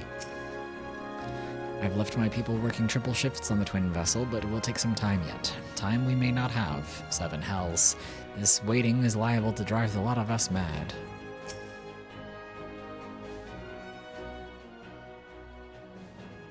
Beings held as gods also exist in what you call the Far East. Legends tell us that they walked among us in days of yore, but I confess that I never truly believed them. That I should live to behold one is humbling and horrifying in equal measure. Now that I've come face to face with the Primal, I do begin to understand why the Garleans fear them so.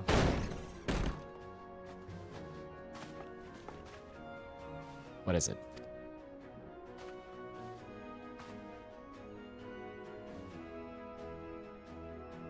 Oh my god, sorry. That was a big yawn out of nowhere. Message, Admiral. I judged it best that it be delivered at once. I'm listening. According to the Yellow Jackets, a man appeared who claims to have defeated Leviathan. Huh? One of the company of heroes. Details are yet hazy, Admiral. We have dispatched one of our own to question the individual. It's not that guy again, is it? I'm disinclined to put any store by this claim, and even should it be true, it is as Ishtol has said, none save the company of heroes have bested Leviathan, and we know how they went about it. This man is of their number. What could he tell us that we don't know already? And yet, having wagered Limsa's survival on 2 ships, some rope, and a pile of crystals, can we afford to ignore this man? If his testimony could yield us any manner of advantage, should we not hear it? Damn it all. Twin vessels will be ready soon. We have no time to wait for the Maelstrom's report on this supposed Primal Slayer's claims. Bo, seek him out and learn what he knows. At the very least, it will spare you the torment of waiting for the reckoning in idleness. The man you're looking for is believed to be a resident of the Grey Fleet in Lower Lanosha, I guess? The Storm Private sent to question him should already be in the vicinity. May your journey prove fruitful. Thanks. I do love fruit.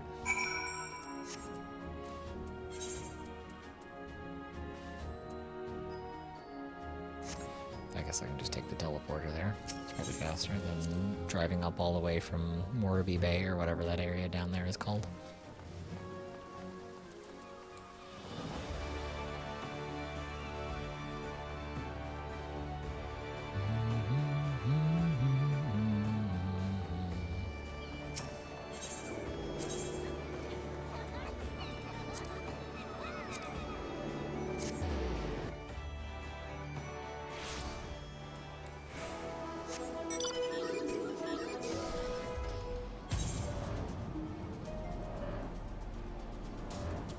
Sorry, that's Morby Dry Docks. My bad.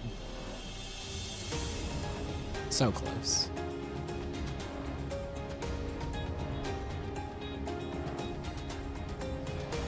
Isn't this where that guy works? I don't remember what his name was. Wasn't this where he works?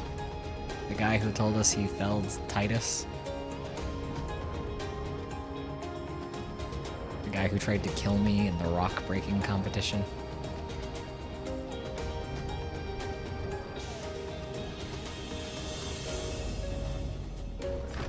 Yeah, this guy. This fucking guy. Track Tomb. I remember you. Now look here, you'll have your bloody story right after you carry those sacks of grain over to the mill. Some people never learn their lesson, I fear. But sir, that's what you said before you had me pick those oranges for you, and before I mucked out the chocobo stable, and before I rolled that millstone over to the mill, and also before... He's got his fucking damn booty cheeks out. I can see the side of his taint, bro. Gods, man, I've worked 3 days straight without a wink of sleep. 3 days, and do you hear me complaining? I suppose some of us just ain't made for the rougher stuff. Alright, I give you what you want. Never let it be said that old Track Tomb ain't a generous soul. Now prick up your ears, because I won't be repeating myself. Too modest, see? Besides, there's only so much epicness a man can take in one sitting, you can. Ahem. The tale of Track Tomb's epic victory over the dread primal Leviabetus. Not even close this time. And Leviabetus is huge, make no mistake. To give you an idea how big, each of his scales is about as wide across as me members long, and that's no mean feat, let me tell you. I thought you said his scales were big. When I fought him, I could barely see for all the brine he was pelting me. Must have been a lagoon's worth at least. He could have knocked me trusty axe out me hand at one stage. Of course, that proved to be a grave mistake. Hee hee hee. What happened next? Why, I grabbed him by the tail and tied him up in knots, but you said he's huge. So how is that possible? But not wanting to take all the glory for myself, I let me mates in the company of heroes handle the rest. Don't the company of heroes not like you because you keep lying about being a member of their band? Bro, we know there's 1 inch down there. Leviathan is tiny then?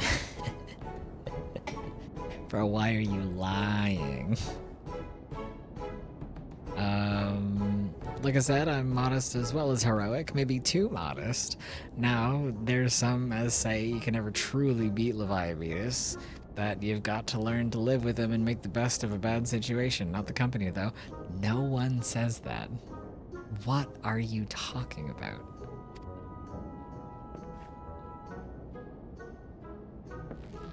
Wow! It's you. I'm sorry. I didn't mean it. I was just enjoying the attention is all. I take back everything I said. For fuck's sake. I was just enjoying the attention. At least he's honest now. I was never part of the company of heroes. I'm no marauder. I'm actually a complete coward. I'm nothing. I'm Chocobo Dung. No, I'm the maggots you find wriggling in Chocobo Dung. I have to lie to women to tumble them and... Bro. What? That's the worst of your crimes. What are you lying to them about? What the fuck? New member's tiny. It's pathetic. Well, yeah. Sure. And that don't happen much? Yeah, dude, you act like this. Of course you're not getting with many women. Are you kidding? Shakes my damn head. I sure as hell didn't fight Leviathan. It's Leviathan. Man, finally some fucking truth out of this guy. Yeah, all it takes is the warrior of light walking up and being like... Again. I sure as hell didn't fight Leviathan, but I have seen him. My member is massively tiny, especially compared to Bo Yera. Ooh, Warrior of Light, you're so much bigger than me. Ooh, I'm so sorry. Does this guy have a humiliation fetish as well as like an attention kink? The way he degrades himself at a moment's notice is crazy work. I don't know. It was a fair few years back when I was working as a baker's hand. I was shirking me duties one day. Unsurprising. Loitering about the harbor when I saw it. A great big massive sea serpent some malms off the coast, with a fleet of galleons making straight for it, cannons firing. I was so bloody scared I soiled myself right there and then. Bro. I don't need to know things like that, man. But he's begging to be made fun of. I think he likes it at this point. Oh, Warrior of Light, you give me such cock shame. I'm so small and pitiful. Stop. Stop. Stop. Fuck's sake. What? Oh god, just remember that day made me soil myself all over again. Fuck it. Stop pissing yourself, man. This is like the third time. Hey, wait, if you're asking for Leviathan, and he's also got like a one piece on, so if he pisses himself, he's got to take the whole damn thing off, and then he's got fucking nothing on underneath. Bro, get it together, man. What kind of pervert are you? Hey, wait, if you're asking after Leviathan, it means you're planning to fight him, ain't ya? Well, take care. He really is terrible. Dreadful, I tell you. If you're not careful, you'll end up in his gullet or at the bottom of the sea. Yes, sweetie, I know. I know this already, thank you. Why, you worthless lying whoreson, I can't believe you made me handle Chocobo Dung. Well, he tried to kill me, so imagine how I feel. Humiliation, praise, piss, this guy has it all. Yeah, he really does. Fucking crazy. You forgot about the, he likes being made fun of for his micro penis and etc, etc. This guy really has it all. Bo, this is Minfilia. Were you able to learn odd of use against Leviathan? You're not gonna believe this, Minfilia. No. I beg your pardon? Leviathan. That is unfortunate. At any rate, I have tidings for you. The twin vessel is now complete. We await you at the Moraby dry docks. Pray make your way here as soon as you're able. Wild shit. Man, fucking, what kind of card does this guy have? You've got guts to challenge Traktium, undisputed champion of the swimmers pool. You can swim? Is that a lie too? Very well, I'll give you a match what minstrels will sing of. Moogle card and a card that's not on the list. Ah. Call me a working man, I reckon that's what I am. Generous. Drinking under the chief's nose, sneaking out the back door, and nobody'll ever know. You're singing about it in public. People can hear you, man. Is he stupid? What a crazy individual.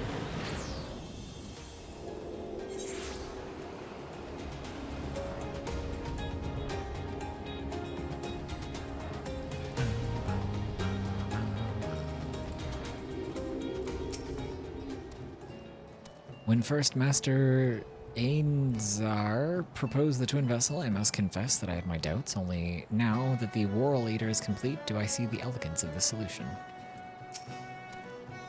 To complete the twin vessel in so short a time and with limited materials, the people of Naldik and Vimeli have won an admirer in me. Sigh, would that we had armed ourselves with more knowledge beforehand. Well, it cannot now be helped. I take comfort in the fact that you will have faced worse odds in the past and have prevailed. You will do so again, of that I have no doubt. Thank you, Minfilia. It will require no small amount of helmmanship to tow the Whirl Eater. I dare say delivering you safely to Leviathan will be a battle in itself. In order to build the Whirl Eater, we had to decommission 2 perfectly serviceable galleons. Suffice it to say, their captains weren't best pleased with the notion, but when I offered them the chance to keep their ships and face Leviathan in our stead, they magnanimously withdrew their complaints. We must all make sacrifices for the greater good, they said. I'm told your jaunt to the Grey Fleet proved fruitless. Oh, there was some variety of fruit there. Of which variety specifically, I can't say. My sympathies, lad. I'll wager it served to take your mind off the events of recent days, though. Yeah, you could say that. But enough of that nonsense. The moment of truth is upon us. The twin vessel, the Whirl Eater, I call her, is complete, and she surpasses all my expectations. In addition to her prodigious tonsage, she has... Damn, she's thick? Ayo. She's been fitted with a platform that you and yours might maneuver freely in battle. I would mention also that she's nigh unsinkable, but I'm not one to tempt fate. The Whirl Eater and her crew stand ready, my friend. Just give the word and we shall bear you to Leviathan.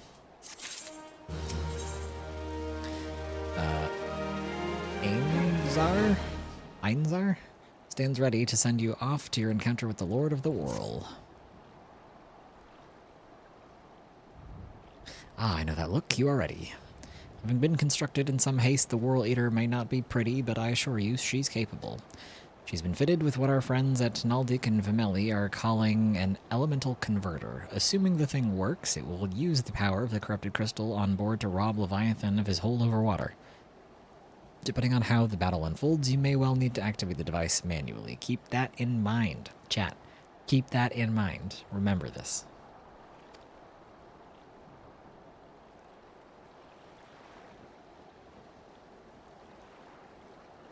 It is expected that the Sahagin and their thralls will attempt to come to Leviathan's defense. Accordingly, the Maelstrom will once again employ diversions. Thancred and Ishtola, I would have you assist in this effort. If it is to fulfill its purpose, your diversionary force must not want for numbers. By your leave, I too would volunteer my blade. We would welcome it. Having seen you fight in Sapsa, I dare say the fishbacks will find your presence highly diverting. Thancred and Ishtola, if you would join the 3rd Levy and Lady Ugiri the 5th.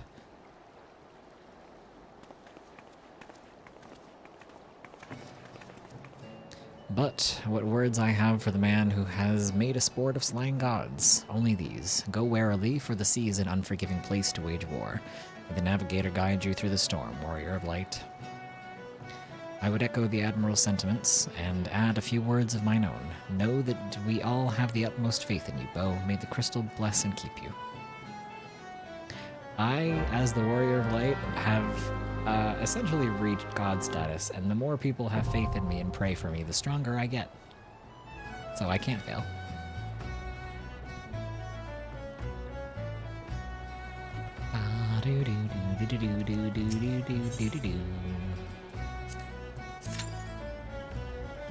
See how fast this queue is.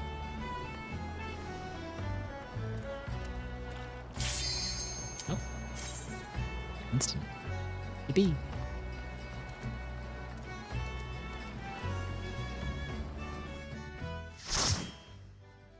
Congratulations to everybody who's doing their trial roulette. They just got pulled into the Whirl Eater hard with me. Rejoice, Leviathan, upon you.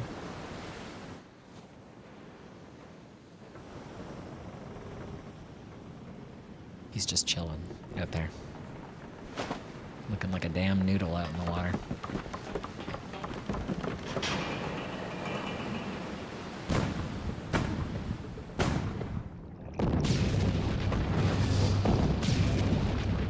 Bro's got a force field?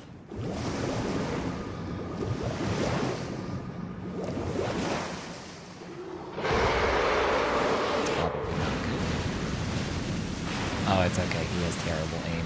No problem.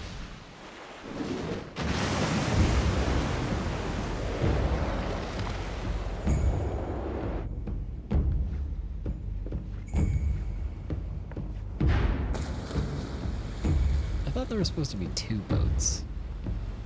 You're just gonna leave us here? I'm saluting. You can't see, but I'm saluting him. Chat, can we get salutes in chat? I gotta make a salute. Maybe that should be the one for the 5th slot that I make.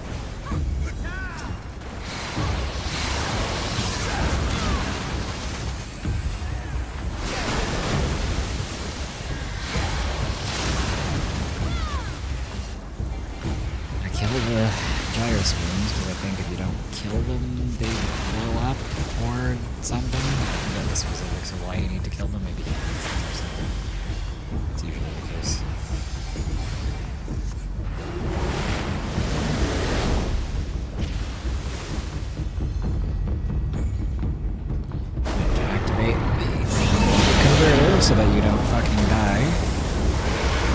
They did it too late.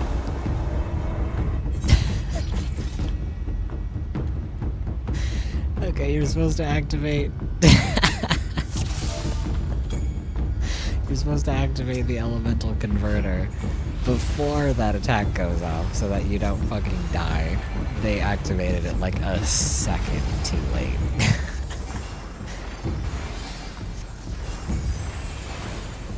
Oops.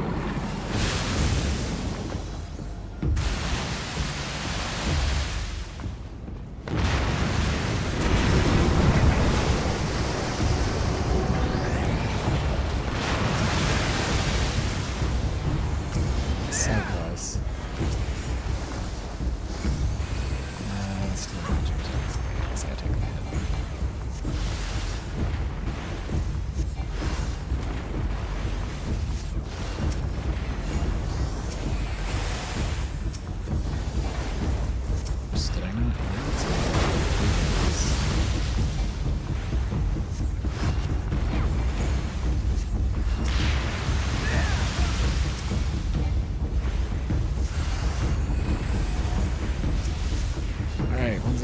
Kill the gyrospheres.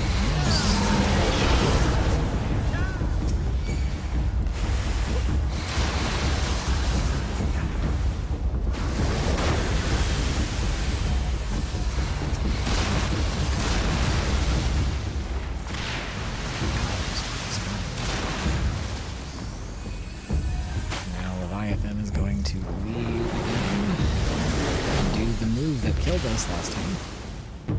Make sure to actually... There we go. There we go. Now we're doing the chaos. It lasts for a long time. Without activating it too early.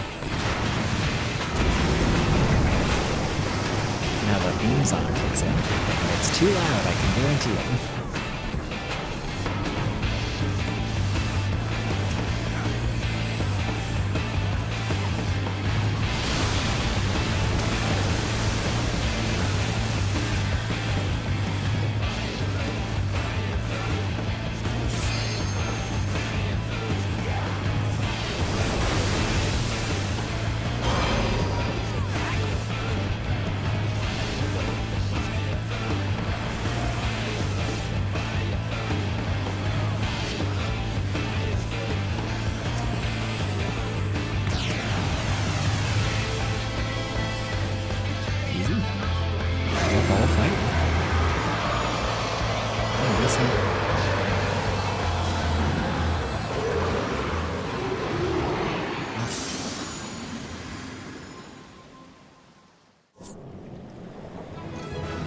That was it, chat. We did it.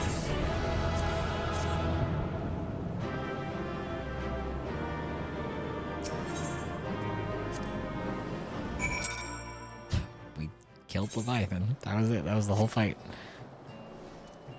Oh, now we gotta go back to Limsa. Okay. I must be confusing it with the extreme version of the fight because I remembered it being harder and longer than that, but I guess the extreme version is the one I was thinking of. The hard version is super easy. Were it not for that wipe that we had because somebody didn't activate the shield thing in time, that would have taken like 2 minutes. It's a very fast fight, holy shit.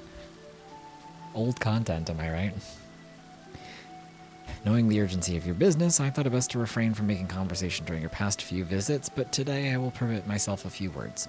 Ahem. I feel truly privileged to have the honor of admitting a hero such as you. You're an inspiration to us all, sir. And on that note, the Admiral awaits you in the command room. Wink? Why did he wink at me?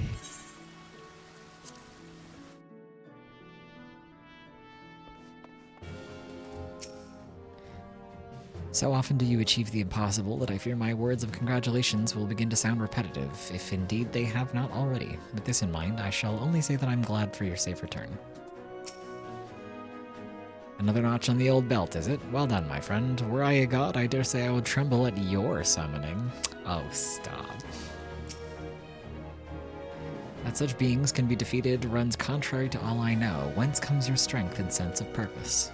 Well, we'll get to that eventually, don't worry. My congratulations, Bo. This victory will serve to quiet the Sahagin for a time at least.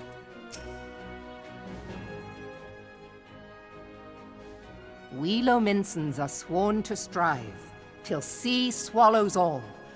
And swallow all it would have had Leviathan prevailed. That we still strive now, we owe in no small part to you. True. Not for the first time, you have delivered Limsa Lominsa from the wrath of a primal. Never has our nation known a stouter ally. On behalf of my people, I give you my humblest thanks.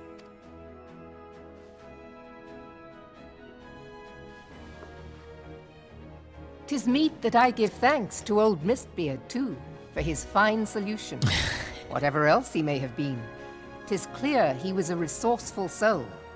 Would that I had a man like him in my service. Would that she had a man like old Captain King Pirate Mistbeard, eh? So true. Her knowing smirk.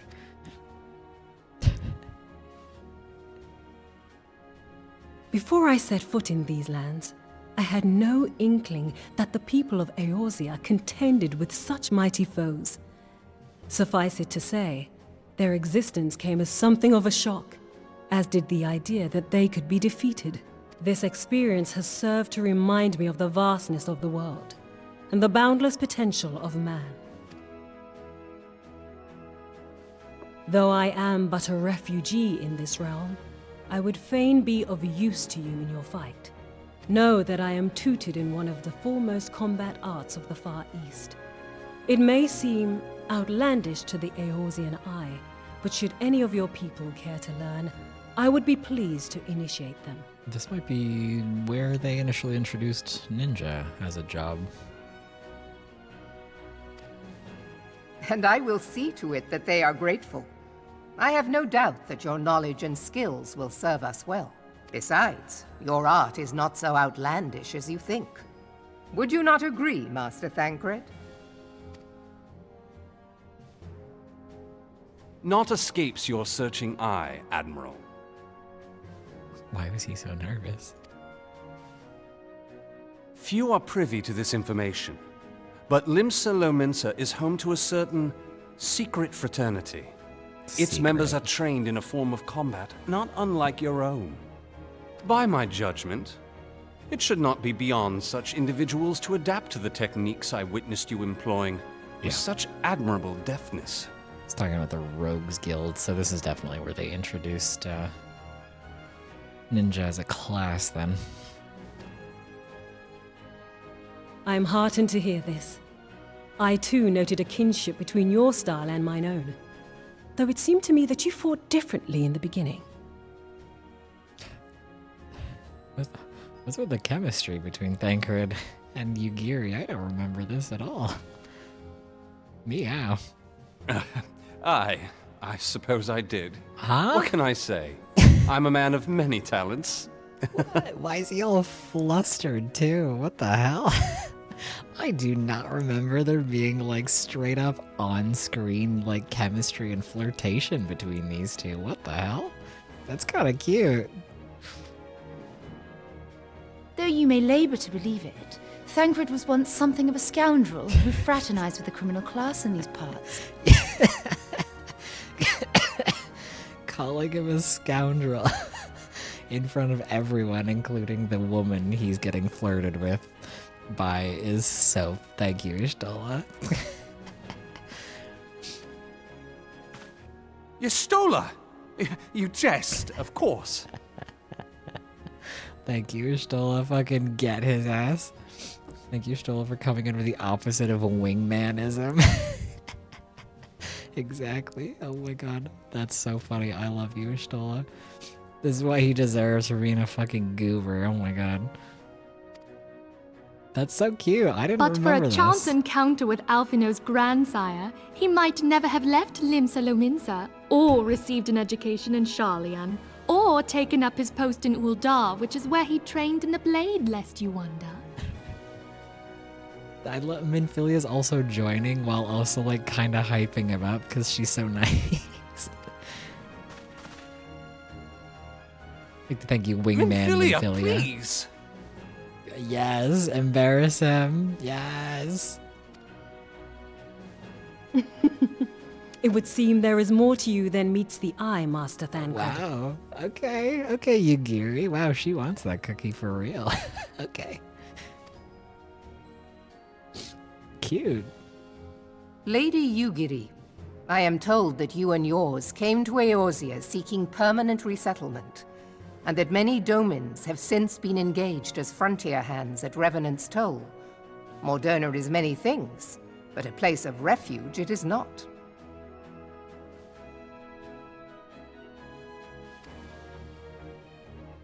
Know that I would like nothing better than to furnish your people with a new home here on Lominsan soil. Alas, racked by instability as we are, our nation is in no fit state to take you in. Yet I'll not have it said that we turned a blind eye to your suffering. Until such time as we can do more, I pledge to send provisions.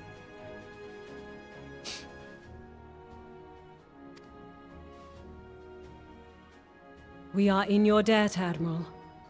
I realize that it scarce qualifies as repayment, but if it please you, I shall set about sharing my martial knowledge with your people at once. What an amazing scene. I really did not remember that at all. That was really cute, though. Okay, Thancred Yugiri. Slay. You wished a word in private. Speaking of potential ships.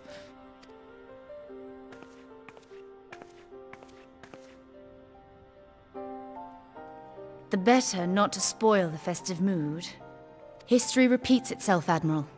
As the kobolds did before them, the Sahagin resorted to summoning their god over a territorial feud. They acted in self-preservation. Thank you, Ishtola. Always a real one. Always the first one to remind everybody, hey, there's a reason the beast tribes are doing this, and it has a lot to do with how they get traded. It may be that the Sahagin initiated this particular clash, but how it begins does not interest me so much as how it ends.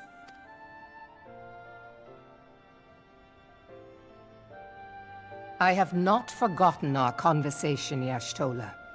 I am aware that man bears part of the blame for the Primal's existence. Oh, she's one of the only other voice actors other than Minfilia that pronounces her name Y'shtola. instead of Ishtola. Nor am I ignorant of the Sahagins' reason for acting. They sought to secure a place to breed and multiply that their kind might survive. Self-preservation, as you say. So you understand these things, and yet... But we have as much right to live and thrive as they.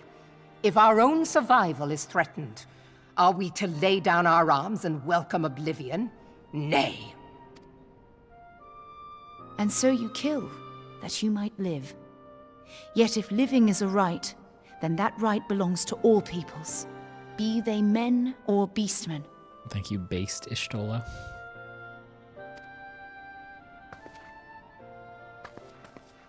I'll not deny your reasoning. But when a storm gathers, it falls to me to see my people safely through it. That is my duty, and I shall do it.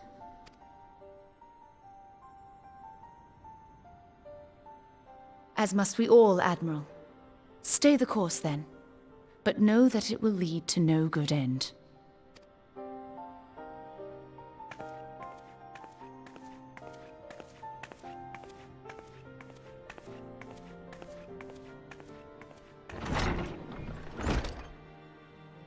Man has ever put himself first and foremost. Real. To justify his actions, he clads himself in the armor of righteousness, though it be a fancy of his own making.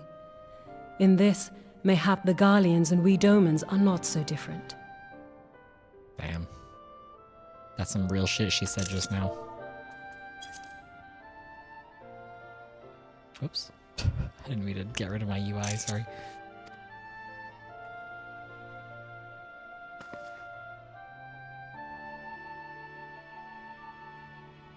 Eorzea has become as a raging sea. If we are to keep our heads above the waves, we cannot scruple to drown the man next to us. When hopes of coexistence founder, strength must determine who has the greater right to live. No one ever learns anything.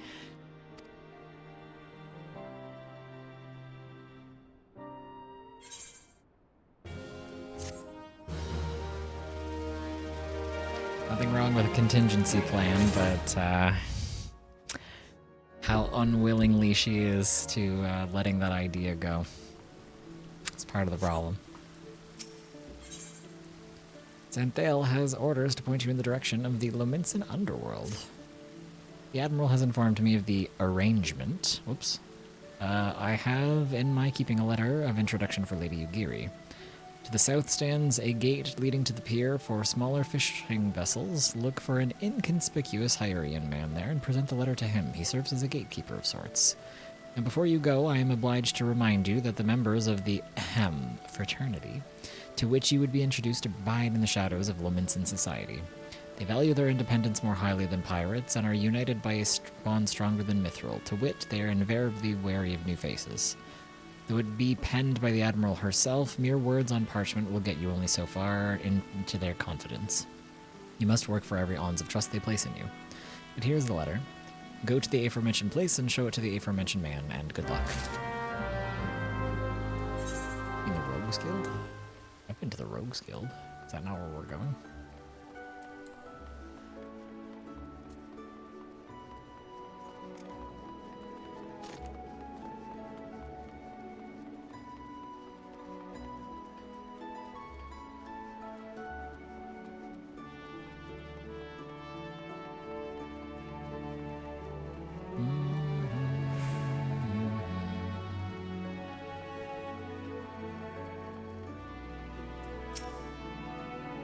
What? Didn't your mammy teach you through to stare? Come as miss with me, venturer.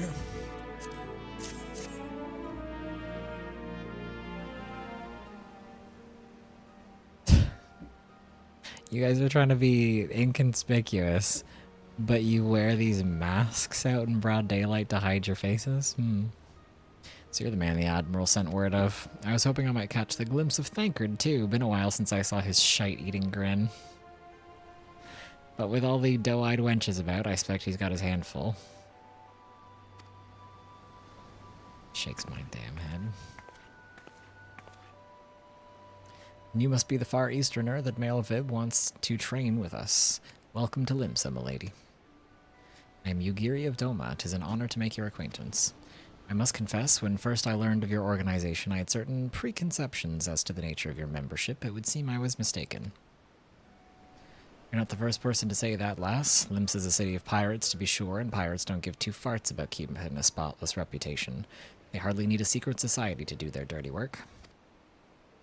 Might be as my people and I keep to the shadows, but we've got nothing to be ashamed of. It's simply better for business that we remain unseen. And so you have developed fighting techniques suited to this purpose, I see. Know that the practitioners of my art, too, are denizens of shadow. 'Tis in stealth that our strengths lie. This much we might learn from one another, I think.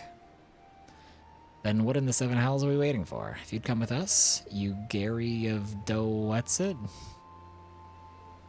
You can try harder than that, sir. Her name is not hard to pronounce, and neither is Doma. Doma is a two-syllable word. You can say it properly. We can get acquainted in more private surrounds. Ha, that didn't come out right, did it? Be normal towards her. Or else.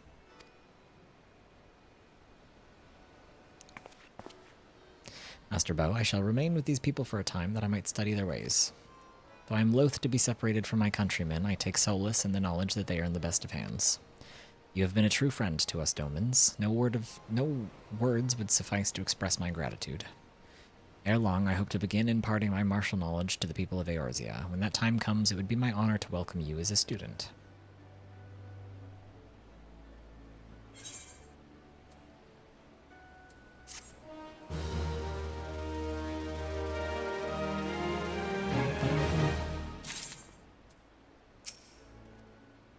It's been ages since Thancred up and left the sisters. What I wouldn't give to run with the old scoundrel again, just like back in the old days. Far Eastern combat art, eh? I must say my curiosity's fairly piqued.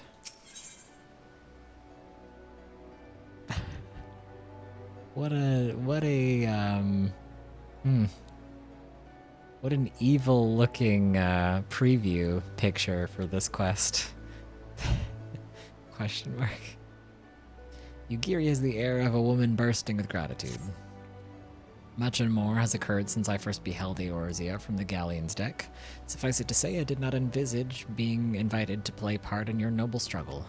But forgive me, I've kept you overlong. Doubtless you have pressing business of your own. Rest assured that I no longer require an escort in this land. When next you meet Lady Minfilia, pray relay to her my humblest thanks. Would that I would do so in person, but I must needs fulfill my promise to the Admiral. Till we meet again, Warrior of Light. Speak with Minfilia at the Rising Stones. Okay, chat, really quick, let me actually look up where we are in the post-ARR quest line here. I just want to make sure of something really quick. Because I think we are a decent way through. Let's see here. Yeah.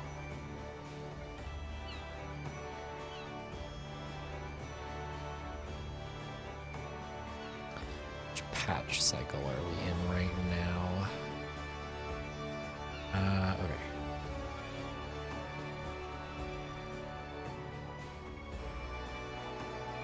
Okay, so we still got a ways to go yet.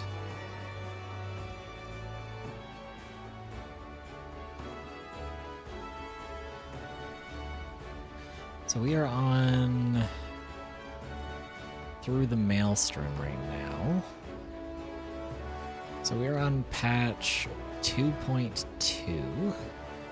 And then there's 2.3, which is Defenders of Eorzea, 2.4, which is Dreams of Ice, 2.5, which is Before the Fall Part 1, and 2.55, which is Before the Fall Part 2.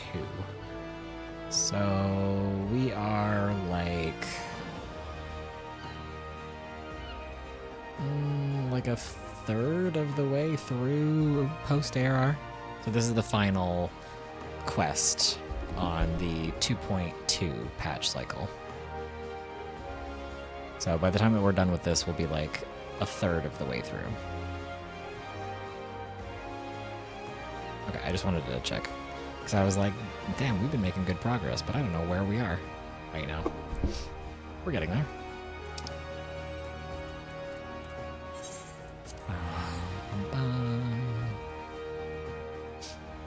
We're doing it. Wahoo! Wagoo! Yippee!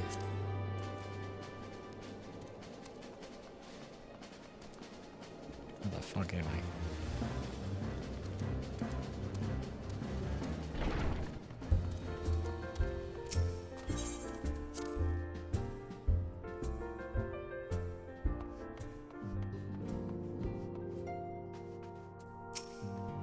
I've been tasked with helping out in the kitchen. Once I have grown accustomed to my duties, I hope to treat our hosts to traditional Doman cuisine. In my native land, there exists individuals not unlike these adventurers, yet without a master to serve, how does one know the path one must walk? An adventurer bends not to authority, but lives and acts according to his own beliefs. He is the master of his own destiny. The Rising Stones. What a peculiar name for a sanctuary. On behalf of the Scions, I bid you welcome to the Rising Stones. With your cooperation, we hope to grow rich and transform this place into the Piling Gold, teehee. Good one. Oh, Bo, forgive me, but I must see to the Doman's needs. What if you wanted to solve a problem that's already happened, like the Garleans destroying Doma? Damn, that's a good question. History is our friend, young one. The answers to the problems of the present are oft to be found within the past. We need but seek them out. Oh, he finally worked up the courage to come over here and talk to Flahameen. Last time we saw this guy in here, he was standing across the room thinking about going to talk to her, and he finally did it. He finally went over and talked to her, and it looks like he's drinking, so I hate that. Are you drunk, Thancred? Some 15 years ago, a mission took me to Ul'dah. 'Twas then that I first chanced to gaze upon your beauty. Oh boy, he's drunk. I was utterly transfixed. I dared not blink lest I deprived myself of even a split second of your radiance. Oh my god. You do flatter me, dear, and I do believe you've had a bit too much to drink. Oh my god, embarrassing. You think this is impressive? In Doma, we train to run in the treetops. Just like Naruto in his ninja way. What in the seven hells are you doing up there? Get down before you fall and break your neck. Oh, calm down, you old bag. Don't mind Papalymo. He's making a fuss over nothing as usual. True. Yozan's sense of balance is amazing for a boy his age. I wonder how he got so good. What you doing back here? Some of the Domans wanted to learn how to fight, and it's fallen to me to oversee their training. First, I need to find suitable equipment for everyone.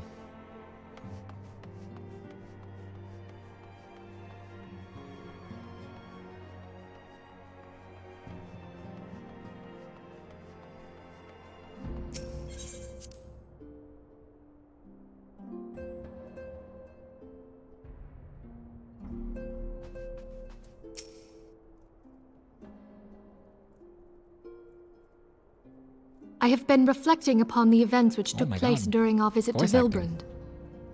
So much voice acting. Wow. If you have a moment, I would share my conclusions with you. Please, bear with me.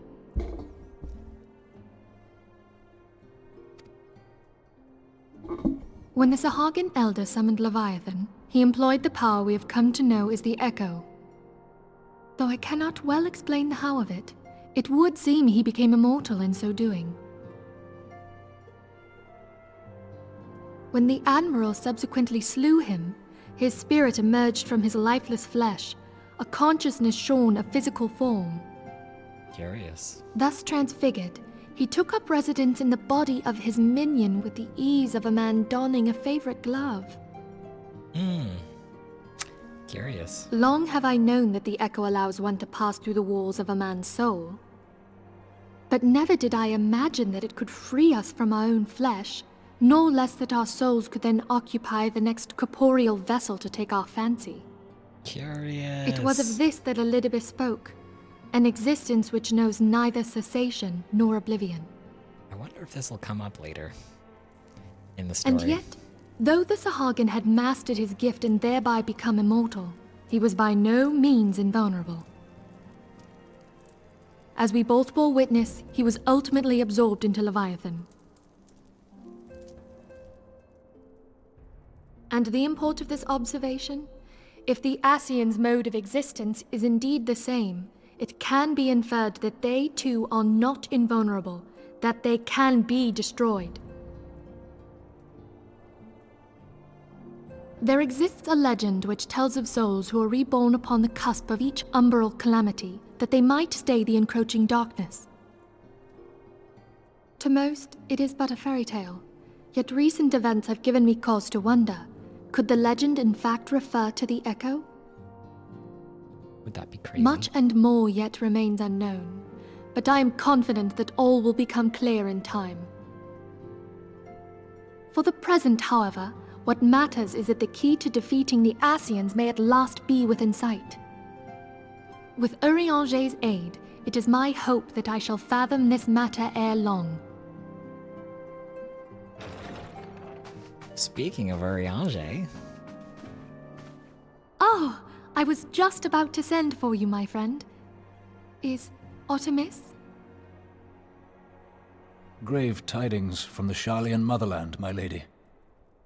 It doth concern our distant allies, the students of Baldessian. What of them? My lady, the Isle of Val, which for many years hath been the Order's home, is no more. Huh? No more? Whatever do you mean? I relate only that which hath been conveyed unto me by our agents. An etheric wave of the highest magnitude was recorded in the region. Soon thereafter, 'twas observed that the isle had ceased to be. 'Tis postulated that a magic was evoked, like in power to Ultima. Is this Eureka? 12 Preserve.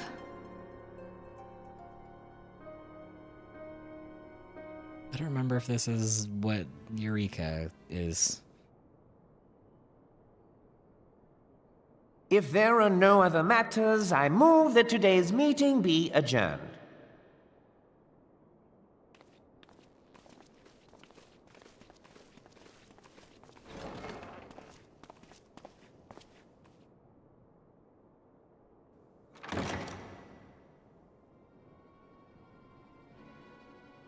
Damn, you good, man? We've been sitting there for a while.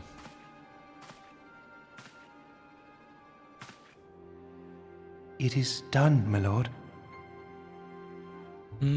I... Forgive my impertinence, my lord, but these orders, I am uncertain as to what end they serve.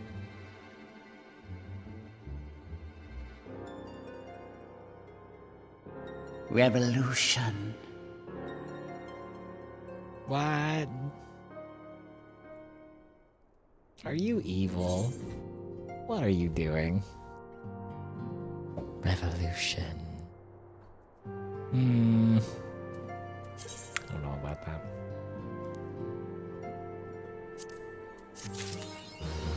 It's kind of sus. I don't know. Chat, I don't know what to think of that. Minfilia's thoughts keep returning to the fate of the students of Baldessian.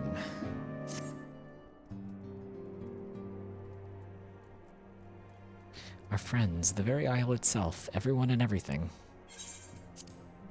No, it avails us not to speculate. Urianger will send word if there are any developments. Until such a time as he does, we must remain firmly focused on that which is within our power to change. With that in mind, I would speak of a different matter, one closer to home. It concerns etheric fluctuations which we'd previously attributed to good King Moglemog the 12th. But the king is no more as a blessing for which we have you to thank. Yet not all is well in the Twelfth's Wood. Our latest readings reveal an ongoing etheric disturbance of considerable magnitude. There may even suggest the presence of a primal. Needless to say, the mere possibility warrants immediate investigation, and I would have you... Celia, I do not wish to interrupt, but we have a problem. What manner of problem? A band of refugees, hailing from Ul'dah this time, are come to Revenant's Toll seeking asylum. It would seem they expect us to afford them the same treatment we gave the Domans. At present, they are in the 7th heaven, awaiting a formal response. I see. Mayhap this was to be expected. I shall meet with them at once. Like I was saying earlier, isn't it interesting that everybody in Eorzea has gotten so used to just ignoring the Alamegan refugees, and then we get new refugees from a different part of the world showing up, and everybody immediately jumps to do everything they can to help them. Yes, this was very expected, actually. Celia, you know full well we haven't the resources to accommodate many more people. Consider what will happen if you do this. Word will spread and more will follow. Your opinion is duly noted, but I will hear their suit. Oh, I should be grateful for your presence at this meeting.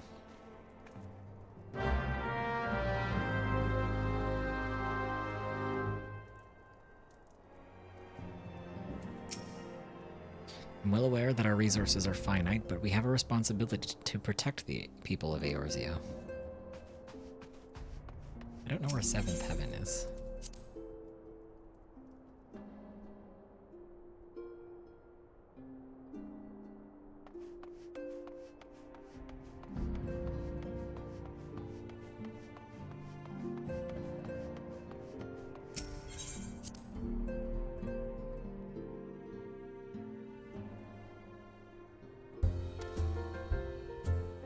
Oh, it's right here. We're in 7th Heaven. Draggle-tailed refugee. He doesn't even have a tail. Are you lying?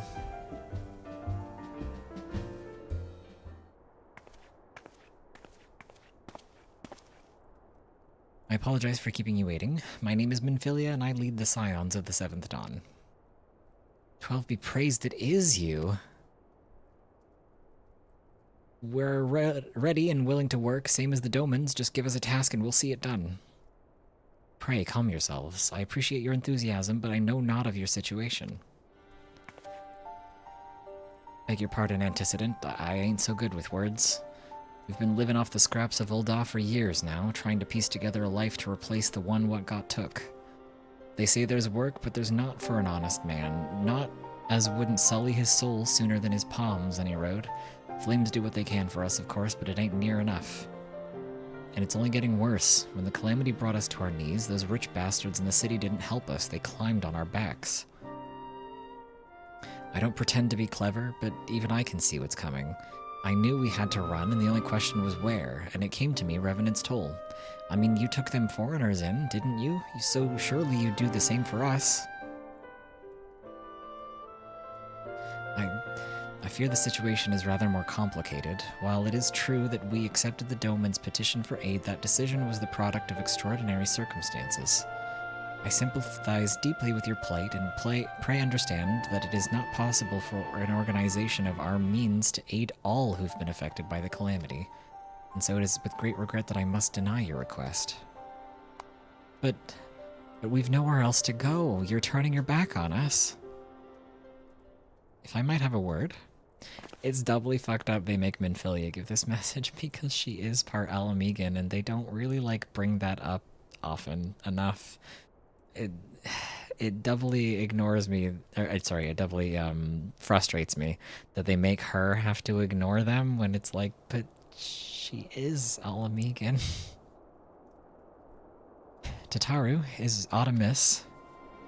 Ill tidings from Ul'dah, my lady. Alfino has been wounded. They killed him. He's dead. What? How? Is it serious? We just immediately move on from them. We tell them no, and then we leave, and then we're just done. I wonder if this will come back at some point. Later, maybe. I cannot say for certain, but I fear it might be. According to the Flames, the refugees started a riot. They went wild, apparently, lashing out at any and everyone. That can't be right. Why would they? They must have been provoked. The demonstration was meant to be peaceful. Seven hells, now the Blades have an excuse. They'll round us up and kill anyone who tries to resist. Antecedent, please, if you won't help us build a new life, at least help us keep the ones we've got. My lady. We are not ones to stand idly by and watch innocents suffer. However, until we know more of the circumstances surrounding this riot, I'm not certain what aid, if any, we can provide. If the authorities determine that the refugees attacked without provocation, then those responsible will have to answer for those actions. How can you be so blind? Find Alfino, and quickly. If he's in danger or worse, I would have you and none other stand by his side. Oh man, this sucks. Maybe a little too close to life right now, holds my head. Yeah. So, remember when I told you that we're gonna get partway through post-ARR and the story is going to get crazy and pick up really fast? Yeah. Thank you. Pray do not concern yourself with the matter we were discussing earlier. Ida and Papa Lima will see to it. Alfino is being treated at the Hourglass. Hurry, Bo.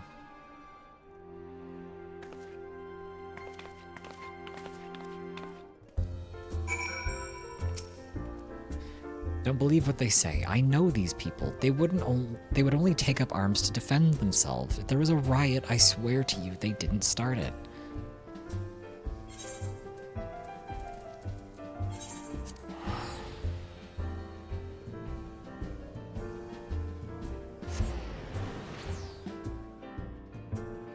Do we believe this guy, chat?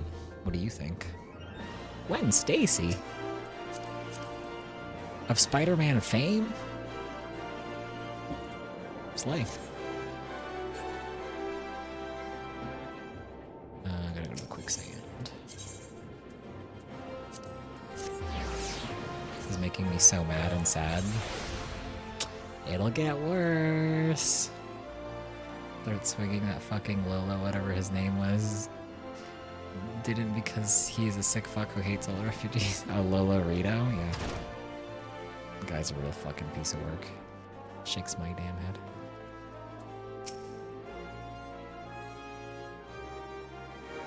Hi, I heard you were injured. Come, you must have gathered by now that Tataru is given to exaggeration. As you can see, I am quite well. Oh my god. I heard you were dead. Dead on the floor. Ul'dah, on the other hand, is not. This riot was anything but an isolated incident. There is a restlessness in the air. Tensions long simmering are at last threatening to boil over.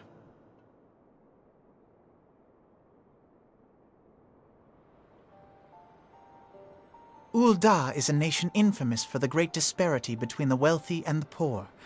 The majority of the populace accepts this state of affairs because they believe that every man bears responsibility for his own lot in life.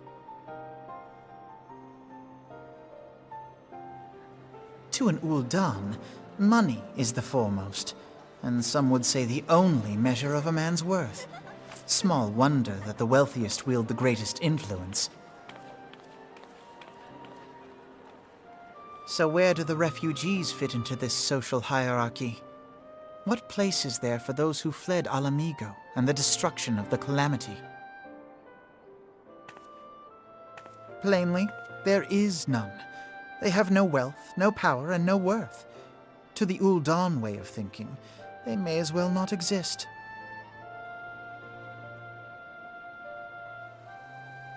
Choosing to ignore their existence, however, is patently not an option.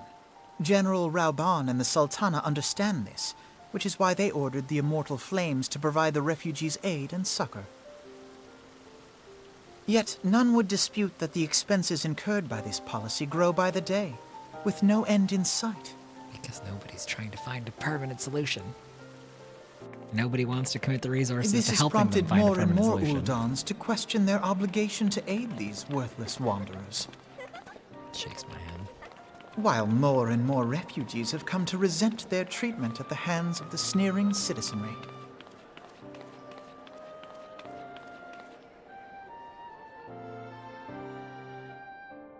The manner of Lord Lolorito's refusal to grant the Dolmens asylum bespoke a disdain for all refugees, an attitude shared by the rest of the monetarists.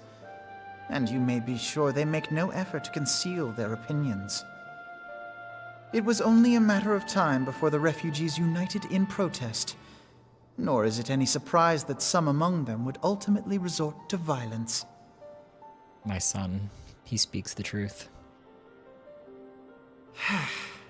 That the immortal flames should choose this of all occasions to engage in joint training exercises with the other Grand Companies.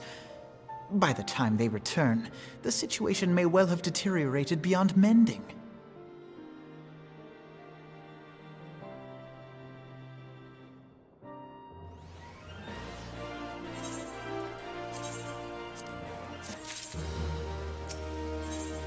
Alfino wishes to investigate the circumstances surrounding the riot. As I told you before, it was all but inevitable that an incident of this kind would eventually occur given the rising tensions within the Sultanate. Nevertheless, I have reason to believe that this particular riot may not have begun spontaneously. Have I piqued your curiosity? Good. Then you will accompany me to the Hall of Flames. I would hear what General Raubon has to say upon the matter.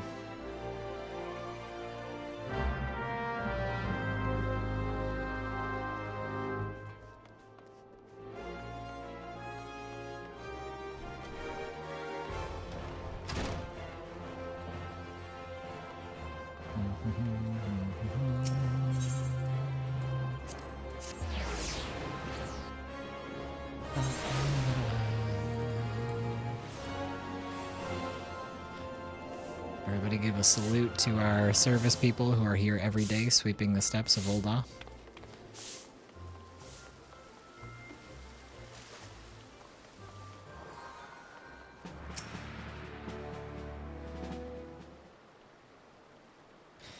Now is not a good time, Bo. My hands are full dealing with the refugees. Precisely the matter we wish to discuss, General. Alfino, back on your feet already.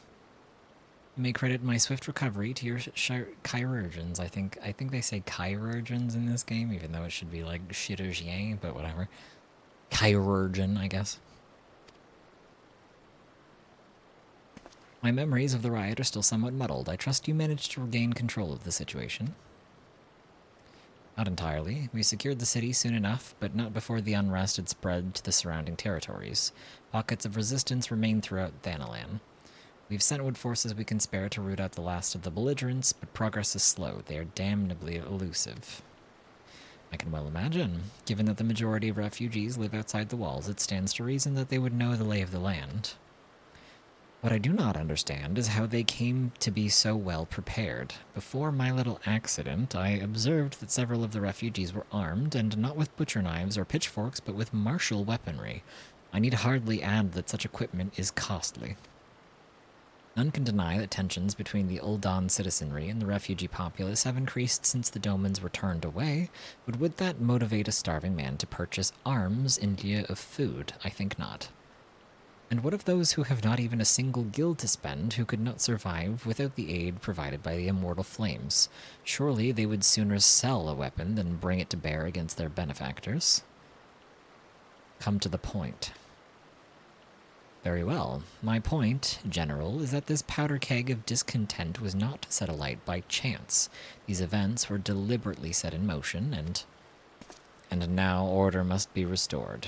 That is my first duty. Until it is done, any investigation can wait. I do not have time to discuss this. My scouts will be returning anon. He doesn't want us getting involved. Alfino, I think we need to get involved. The General is no fool. He keeps his own counsel, and with good cause.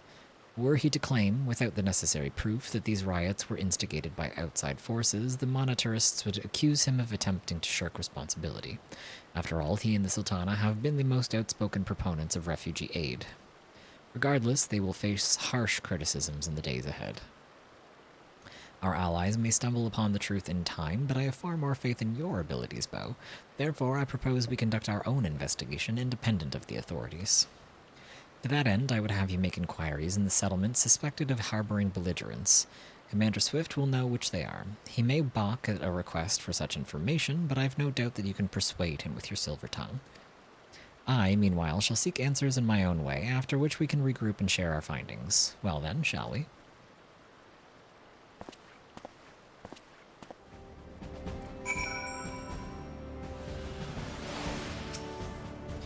look as though you have something to say, Bo, do you?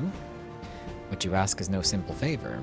Were such information to fall into the wrong hands, the lives of countless soldiers would be at risk. Even so, there is wisdom in your words. An able individual may be better suited to this task than a regiment. Very well. The brass blades have reported suspicious activity in the vicinity of Lost Hope. It may be unrelated to recent events, but we doubt it. I suggest you begin by speaking to the blades posted there. Where is Lost Hope? Within a central thing. Well, chat, that seems like a good cliffhanger point to leave it on for the day. Because it is about that time of day where I usually log off and go make myself some food. And I am getting hungry. Ugh. So, this will probably be where we pop off for the day. Potentially I might do a stream tomorrow to get more story progress done. I'll think about it. I haven't decided yet. We'll see. It depends on how much chores and other stuff I need to get done this weekend. We'll see. If I don't see you tomorrow, then I will see you on Monday. So, I hope everybody enjoyed the stream today. I hope you all had fun and enjoyed the lots of new information and lots of growing tension and lots of new lore drop stuff and setup for story stuff to come. I hope you guys enjoyed all of that. And yeah, I will either see you guys tomorrow or on Monday. So thank you for joining me. And I will see you guys next time. I hope you all have a good rest of your day. Bye.